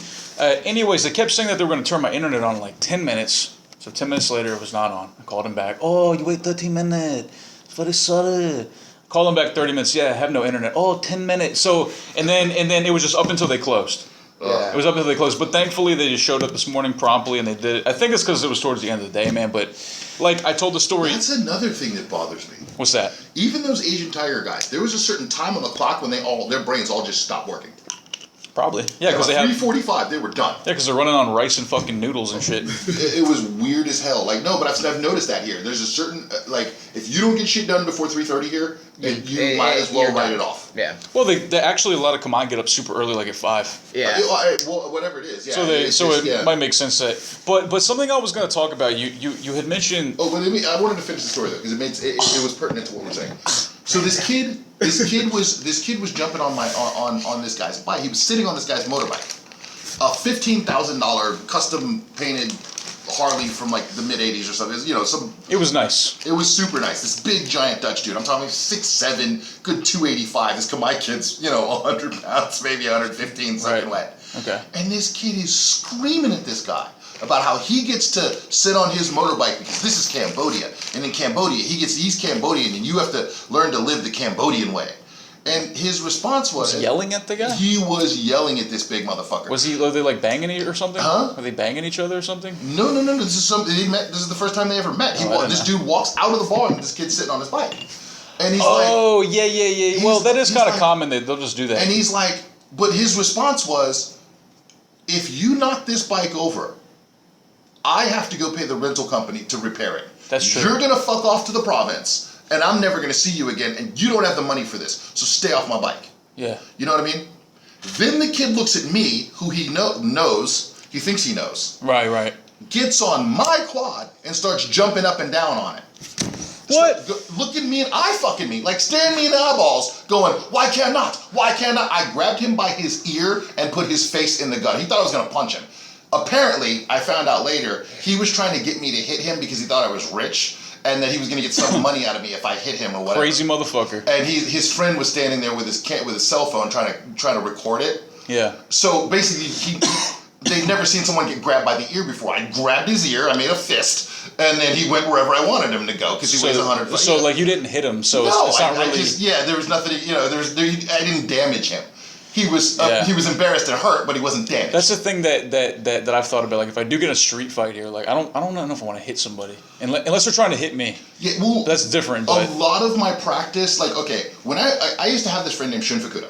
Shun Fukuda. Yeah. Hey Shun, if you're ever watching this, miss you bitch. His brother was horrible, bad seed, heavy metal, long hair, like guitar shredding, So because his brother was that, Shun Fukuda's dad decided to send Shun to samurai school. Like Wow. literally where they train the samurai to be samurais. Okay. So when he came back, he decided that he needed to keep practicing. So I became his Aikijujutsu grappling dummy at about 11. Whoa. Yeah. So basically, I learned grappling and jits basically through being Jits. jitsed a lot. I do jits, bro. Do you even jits, bro. dude? Do you even jits, bro? Do you even jits, bro? Do you even roll? I roll.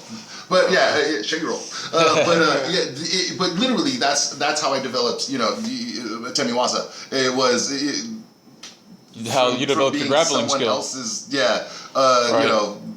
sparring partner or uke, basically. Cool. So the idea of hitting people often doesn't come to me until after joint locks do. Mm-hmm. Because I usually want people to admit that they've done a thing. I want them to acquiesce and say, okay, I realize I was doing the wrong thing. You know what I mean? I want us to be able to move forward from that point where we both there's no, oh well, I thought and you thought. No. You can't do that if you knock somebody out there, huh? Yeah, exactly.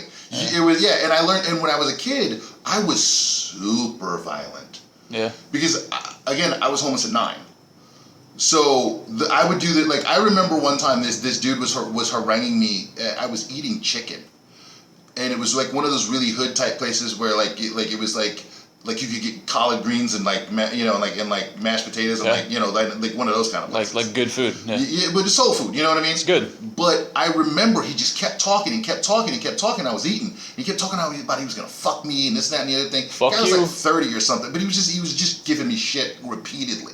Okay. But I remember climbing over this park bench and hitting him directly in the throat with the tray that they gave me my food with. And I remember, I just remember I didn't stop hitting. I just grabbed onto his head, rode him to the ground, and just kept beating him in the head with this plastic Jesus, tray. you'd be a kidnapper's worst nightmare. And then when I broke it, I stabbed him with it. Like I put this dude in. I think I put him in a coma. Like he lost from blood loss. Oh. And just because and they 3 guys had to pull me off of him, and that's just how I always was. Like I don't have a switch that says it's not okay to hurt you. You know what I mean? Like if you still don't. If you've decided that we're in this thing where you're gonna make it me or you, it will always be you. You know what I mean? Like it doesn't take a split second for me. I will tell jokes and laugh while ripping your foot off. You know what I mean? Like there's no emotional component to me like there is for other people, and that's a part of autism.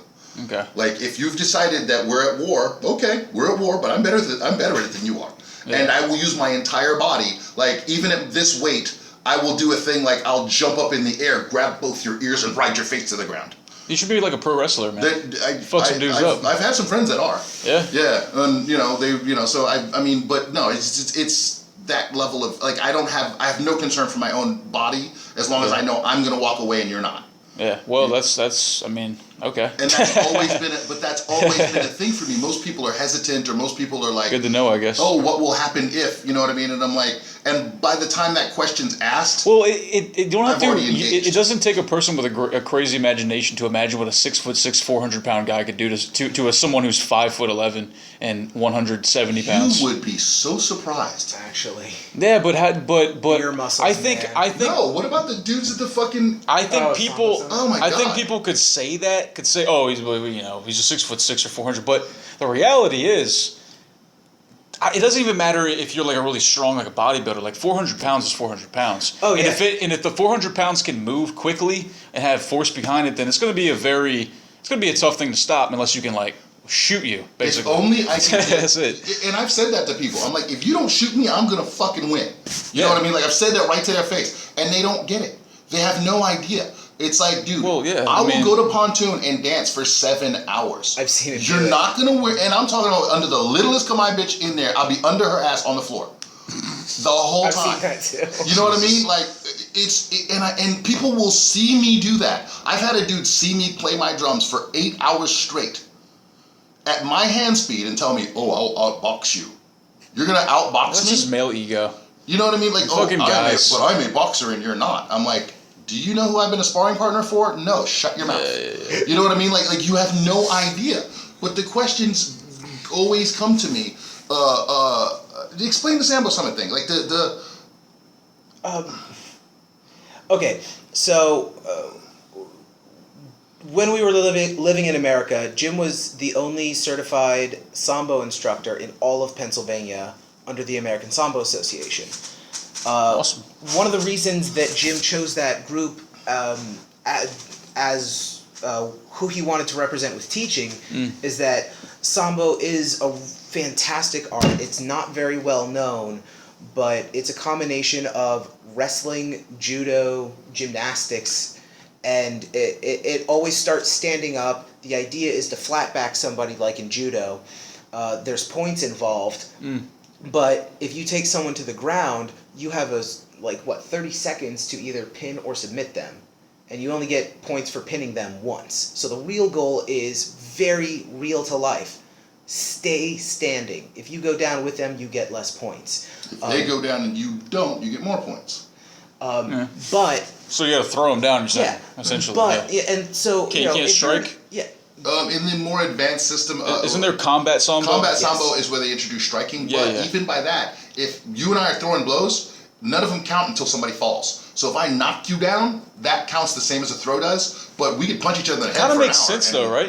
It kind of makes more sense. If you are in a bar fight, the last thing you want to do is be on your back. Yeah. Even if you've got that guy grappled up in full guard One or of his whatever. buddies with him. Or the bouncer, or just Yeah, some random that wants to throw a someone's- Timberland in a fight. Dude. Yeah, someone's Yeah. Doc Martens are on your forehead. I've bounced for 20 years, and I don't know how many times I've seen that one drunk dude that didn't know nobody in He just the wants to shit get a hit in. throw a kick at somebody's He just wants to skull. get one in.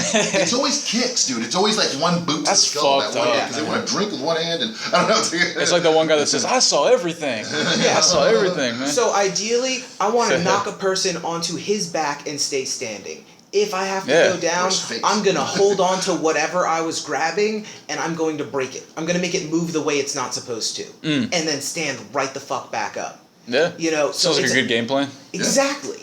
And so it's a brilliant martial art. Very much support it. And what I liked about these Sambo. guys is I like the dude who runs the thing. He's cool. He's all right. Yeah. But there's a couple of these guys who the well, let's just say the white privilege and racism is only just below the surface. Yeah. I And, got you, man. So we go there. So the last one that I went to, and I decided I was done. Then I really just mentally checked out after this. We 'Cause went mind to- you, I paid $2,500, $3,000 to show up to this thing.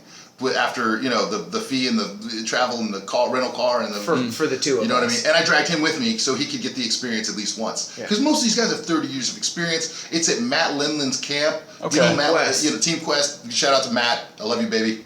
I gotta just say real quick, Matt Lindland easily taught one of the top 2 or 3 classes for the whole seminar. Very It was- functional. Very Nice. It was the best, like, true beginner's basics class I've ever had in any martial art. Matt Lindland, Thank huh? you, Matt. Yeah. Shout out to Matt Lindland. By the way, who is the U.S. Olympic team coach for wrestling? Oh, yeah? Yeah. That motherfucker. Yeah, he's that guy. Yeah. So we're there, and I get respect from the guys who can go. There's something about me being silent or talking or whatever. Okay. The guys who actually have rubber meets the road skills, I never seem to have a problem with them. Oh, I see what you mean. There's always a set of guys in the room that are just below them that always feel the need to try to chump me off or to try to Peacock a little bit. Not a little bit, dude. It's like Okay. it's like there's a sign that says "Peacock" on me. You know what I mean? Like on my forehead. Like it's just like just it's so ridiculous. I don't even understand. I wish I understood what it was, because I don't. The problem is I don't come in and read my resume. You know what I mean? But I don't bend to their shit. You know what I mean? Like when they're talking about whatever it is, I mostly just like when I walk into a room full of fighters, I'm usually talking about fried chicken or something. You know what I mean? Like, I don't give a fuck. Like I've been doing this for 40 years, dude. Like I don't care. Of course. You know, like whatever story you got, I've heard it. You know what I mean? My only Like, question is, do you know how to do a thing I can't yet? yeah, or how good is this seminar? Whatever I came for, you know what I mean? Like I came to rate this seminar, I'm gonna rate this seminar. I don't give a shit if you're an asshole or a fucking genius or whatever. Like, did you do it good? Okay, you did good. That's all I'm gonna write on a little piece of paper. Right. Like it doesn't, I think I'm over it. I'm not gonna do warm-ups. I'm not gonna fucking karaoke around the room. Like if I needed to do that shit, I shouldn't be in the room. You know what I mean? Right. But so on the first day,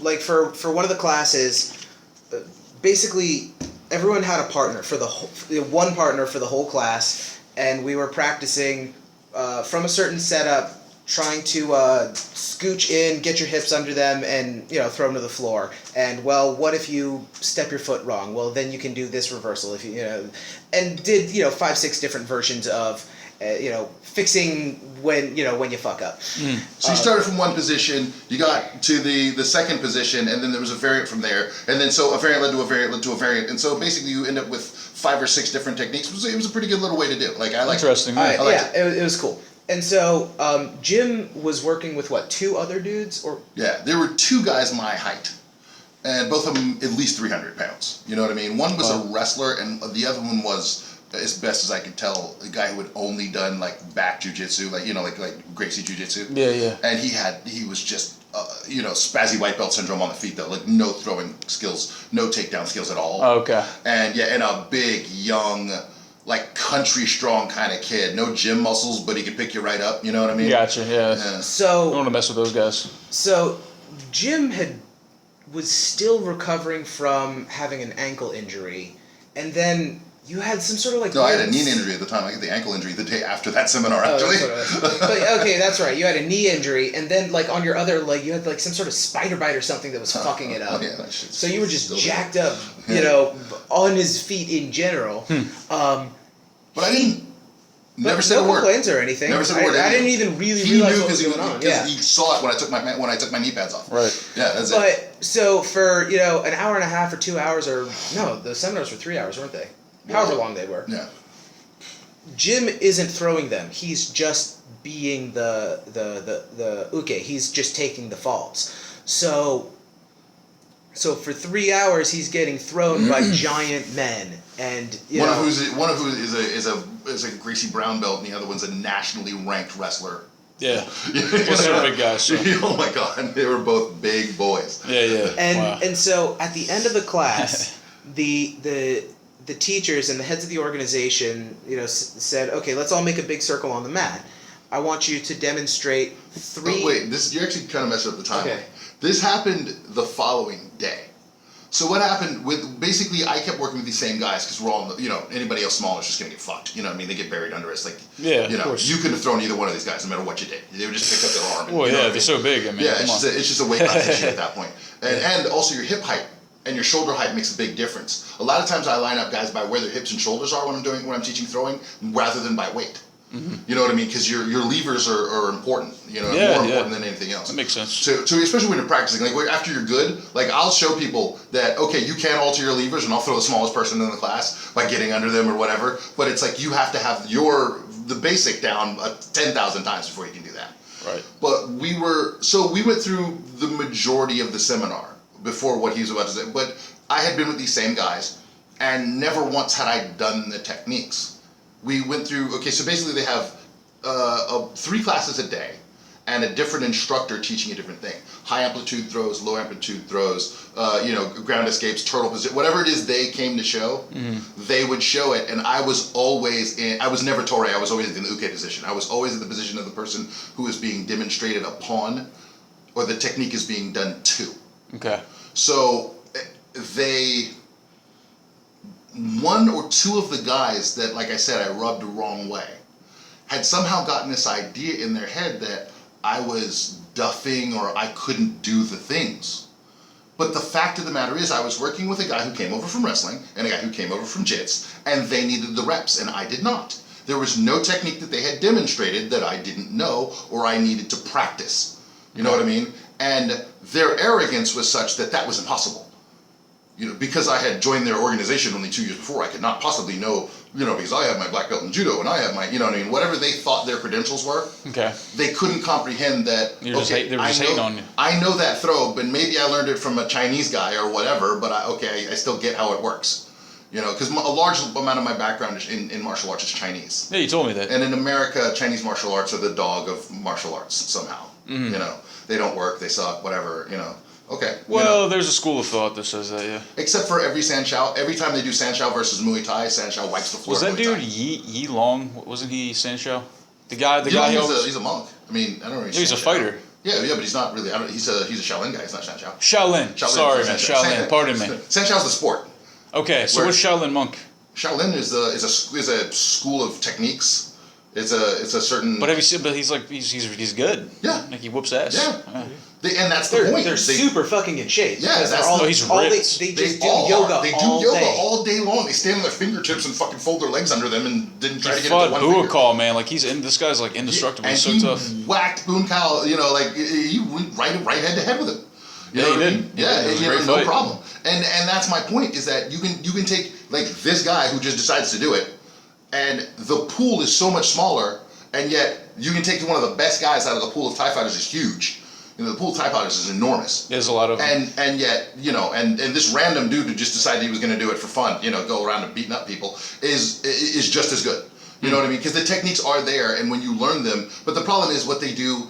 And what they did in the Gracie Challenge and all of that shit was they take a guy who went to school 3 hours a week, you know what I mean? And they put him up against some wrestler that went to class 7 hours a day and drilled 7 hours a day for 20 years. Yeah. Or the Gracie guys who, lived with each other and had 20 giant training partners that are all 6'4", and they did it 12 hours a day for their whole lives. And then they said, oh, see, Aikido sucks because this guy who goes to Aikido 6 hours a week, at this shitty strip mall Aikido place. What do you think about Aikido?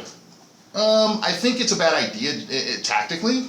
Seems like it, because like once you involve striking and grappling and all that, like just grab someone's arm. I mean, no. Here's the problem. Here's what happened to Aikido. The first generation of Aikido guys were fucking monsters. Yeah. Because they were judo guys that got ridiculously refined technique. What happened after that? They were already judo champions. Yeah, I was going to say that they already had the judo, right? So every generation after that, what happened is Aikido said, I can only be defensive. Okay, well, what are you defending against? If no one in your school is good at being offensive, if you don't have any championship level strikers, what are you practicing against? So every generation, they got shittier and shittier. Just on that, and that's kind of what I read because back a while ago, like I was interested in doing like a supplement to kickboxing. I was like, well, I'm doing kickboxing, maybe Aikido. And just the more I read about it, I'm like, this just seems like bullshit, dude. I it's like a waste of my time. I started Aikido when I was 9 years old. I did it for over a decade. I have a first degree black belt. Shit, really? Yeah, I taught. Would you when use I was at college for a little bit. It's funny, the answer to that question really changes with time and your awareness level and your ability level. Like if you have some asshole, go ahead. Okay, Sorry, so here's my actual answer to that, because I can't just say, well, yeah, because my full answer is, well, yeah, in so much as I know how to make someone's wrist by using their pinky. Oh man. Like I have a technique where literally I can I can hold on to like the meat of your hand and your fingers and just get your joints in alignment and make them go the wrong way. Can you just do that to somebody who's trying to punch you? And that's where the answer is a little more complicated, because if I used only the things that were demonstrated in my Aikido classes, no way in hell I'd get destroyed. But if they were any good at punching. But the thing that makes Aikido technically the small joint manipulation. I had a fucking great school with an amazing teacher in Buffalo, New York. Kintora, which is also a judo club, and Mike Hawley. That guy actually had a boxing background. He's also a Air Force guy. And because of where he came from, when he got into Aikido, he made it good enough for him to use against a boxer. So he was a phenomenal teacher. But Aikido was my first martial art, so I had nothing to supplement, nothing for it to supplement. Right. And pure Aikido in the modern day is too watered down to be effective on its own. Seems to be the case. Yeah. And for me, the flat facts are that Ueshiba Sensei went to China and came back. When he did, he fought differently. The Japanese party line is that everything that he does, because it was so good, is all Japanese. That is not true. What he does is half of Bagua-zhang. Yeah. The defensive half. Okay. It's very obvious if you watch a Bagua Pen picture and you watch a Aikido picture, you go, oh, they're doing that wrong. It's really that simple if you have any eyes. So, but even with modern, again, the Japanese are very, all things great are Japanese, etc., etc., etc. Of course. So they disavowed his Chinese connection and the fact that he fought differently when he came back. He was like touched by the great light of wisdom or something. You keep doing that, but this is going to be the longest beehole ever because you got 2 hours with this motherfucker and then you brought him with me. All right. So it's going to be like I'll just make it easy then. I have some work to do this evening, so. Go ahead. So to go back to this seminar. These people decide we're all going to sit in a big circle like Duck Duck Goose and show the technique. Now, I've been to 5 of these things. They've never done this before. Okay. Just so you understand, in no time before this have they ever done this. So they sit us around in a big circle. So this is about halfway through the seminar. So it's days. And they said we're going to do this every day. We're going to do this after after we're going to do this after every so many sessions. So they sit us around like Duck Duck Goose, and I'm sitting next to there's a row of instructors. There's about 7 of them, and I'm 8. If you're counting it that way. Yeah. They start at number 9, and they go away from Jen. Okay. So everybody's doing their little moves that they learned and blah blah blah blah blah blah blah. So they get to the end and they jump over all the instructors and they get to me. Now I don't know what's supposed to happen, but you can tell it's a setup. It's just in the air. It's palpable. They're waiting for something to happen. You know what I mean? And so explain what then occurs. Okay, so what happened was they said demonstrate 3 of the techniques that we've practiced and do 1 submission. Cool. Everyone's going around the circle, and more or less I'm seeing people doing, some of them are okay on their throws. You can tell which guys are judo guys and which ones aren't. And, they'll like throw a guy to the ground and then, for the 3rd throw, and then just be like, oh yeah, and then like scramble and try to grab a leg and do a quick ankle lock or something like that. And so when I got to it, I was pretty nervous, and I was just like, wow, I felt like I did pretty fucking great. I threw him, and on my last throw, I just held his ankle and just got into it like a practice, and I felt great. So then they get to Jim, and they have Jim and his partners, and they're just like waiting for him to like fail and fuck up. He does, like, I'm proud of my fucking self, but he seriously did the smoothest throw out of all of them. There was something weird about like how the guy took the fall. Like he was going to land into the teachers or something like that. He was gonna land at that girl that we met at that Indian girl. Okay, and so he actually modified his technique in the middle of the throw to basically pull the guy so he wouldn't land on the person in the circle. Damn. And Okay. still landed it in a submission. It just, badass glasses fell on his face and he sat back. And down. you are a champion. Yes, you do. You said you did some Sanshao. Yeah, I know a lot of it. I'm So a a Sanshao champion. That's But- it's fucking badass, dude. It's just showing up. That I don't know, man. Like people say all that shit, but to me, I don't know. They go to the fucking little MMA fights or whatever, and I try to tell motherfuckers, it's just sparring a guy from another school. That's You mean like getting good at it? No, like tournament fighting or cage fighting or that whatever. guy who wants to do local MMA fights, but he's I don't care if you been want at to your do school for less than a year. UFC MMA fights. You don't go in there and try to kick the dude's kneecap off, pull his ear off his head, and punch him in the throat. You know what I mean? Like, you're not fighting. Stop pretending like you are. It's a sport. It's a hobby. And I love MMA, it. you're saying? Fighting at all, any kind of tournament fighting. You know what I mean? Of MMA down to shitty point karate, whatever. You know what I mean? When these dudes act like, I'm a fighter. No, you're not. You know what I mean? When you've had to fight for food, then you're a fighter. Mm. You know what I'm saying? To me, these guys, I see this there's this trend of this shit, and I just think it's, I've seen dudes go to public bars where they're showing the UFC number, whatever. Yeah, And they're wearing fucking fight shorts and you know what I mean, and tap out rash guards. Because they want everybody to think that they might be a fighter or something. And it's like, I don't care how much you roll around. I've proven this time and time again. Show me your black belt, and I will use it to drag you around the parking lot because you can't fight. You know what I mean? You're gonna do all the goofy things, this shit. You know what I mean? And when I thumb you in the eye after you're in your little fucking wrestler stance, and then you make that face. You know what I mean? And I start yanking you by your ears or whatever else. That's like the third or fourth time in the show that you've said that you could beat someone's ass. Because I do it. Like, I can't explain it. But Well, I bet you do. I mean, like, I'm sure you could. But it's not. No, it's not that though. I don't win because I'm huge. I win because I do things that they're not expecting me to do. I cheat. That too. You know what I mean? According to them. Yeah. You know what I'm saying? Yeah, and it's like, I got you. Yeah, when I pick you up and throw you into a wall with one hand, then you realize what reality is. And until then, it's this, martial arts, blah, blah, blah, blah, blah, blah, blah. You don't see me, I don't start shit. Like, ever. I've known him for over a decade. I have seen him be violent once. Okay. And it's because the other person would not stop. You know what I mean? They just wouldn't. I will give you 50 outs in a fight. You really will. You know what I mean? Unless it's just imminent that I am going to be, there's going to be damage done to me. Okay. Honestly, if you came at me, fist blazing, and you didn't have a weapon on you, I'd just let you hit me. Yeah. You know what I mean? I just would.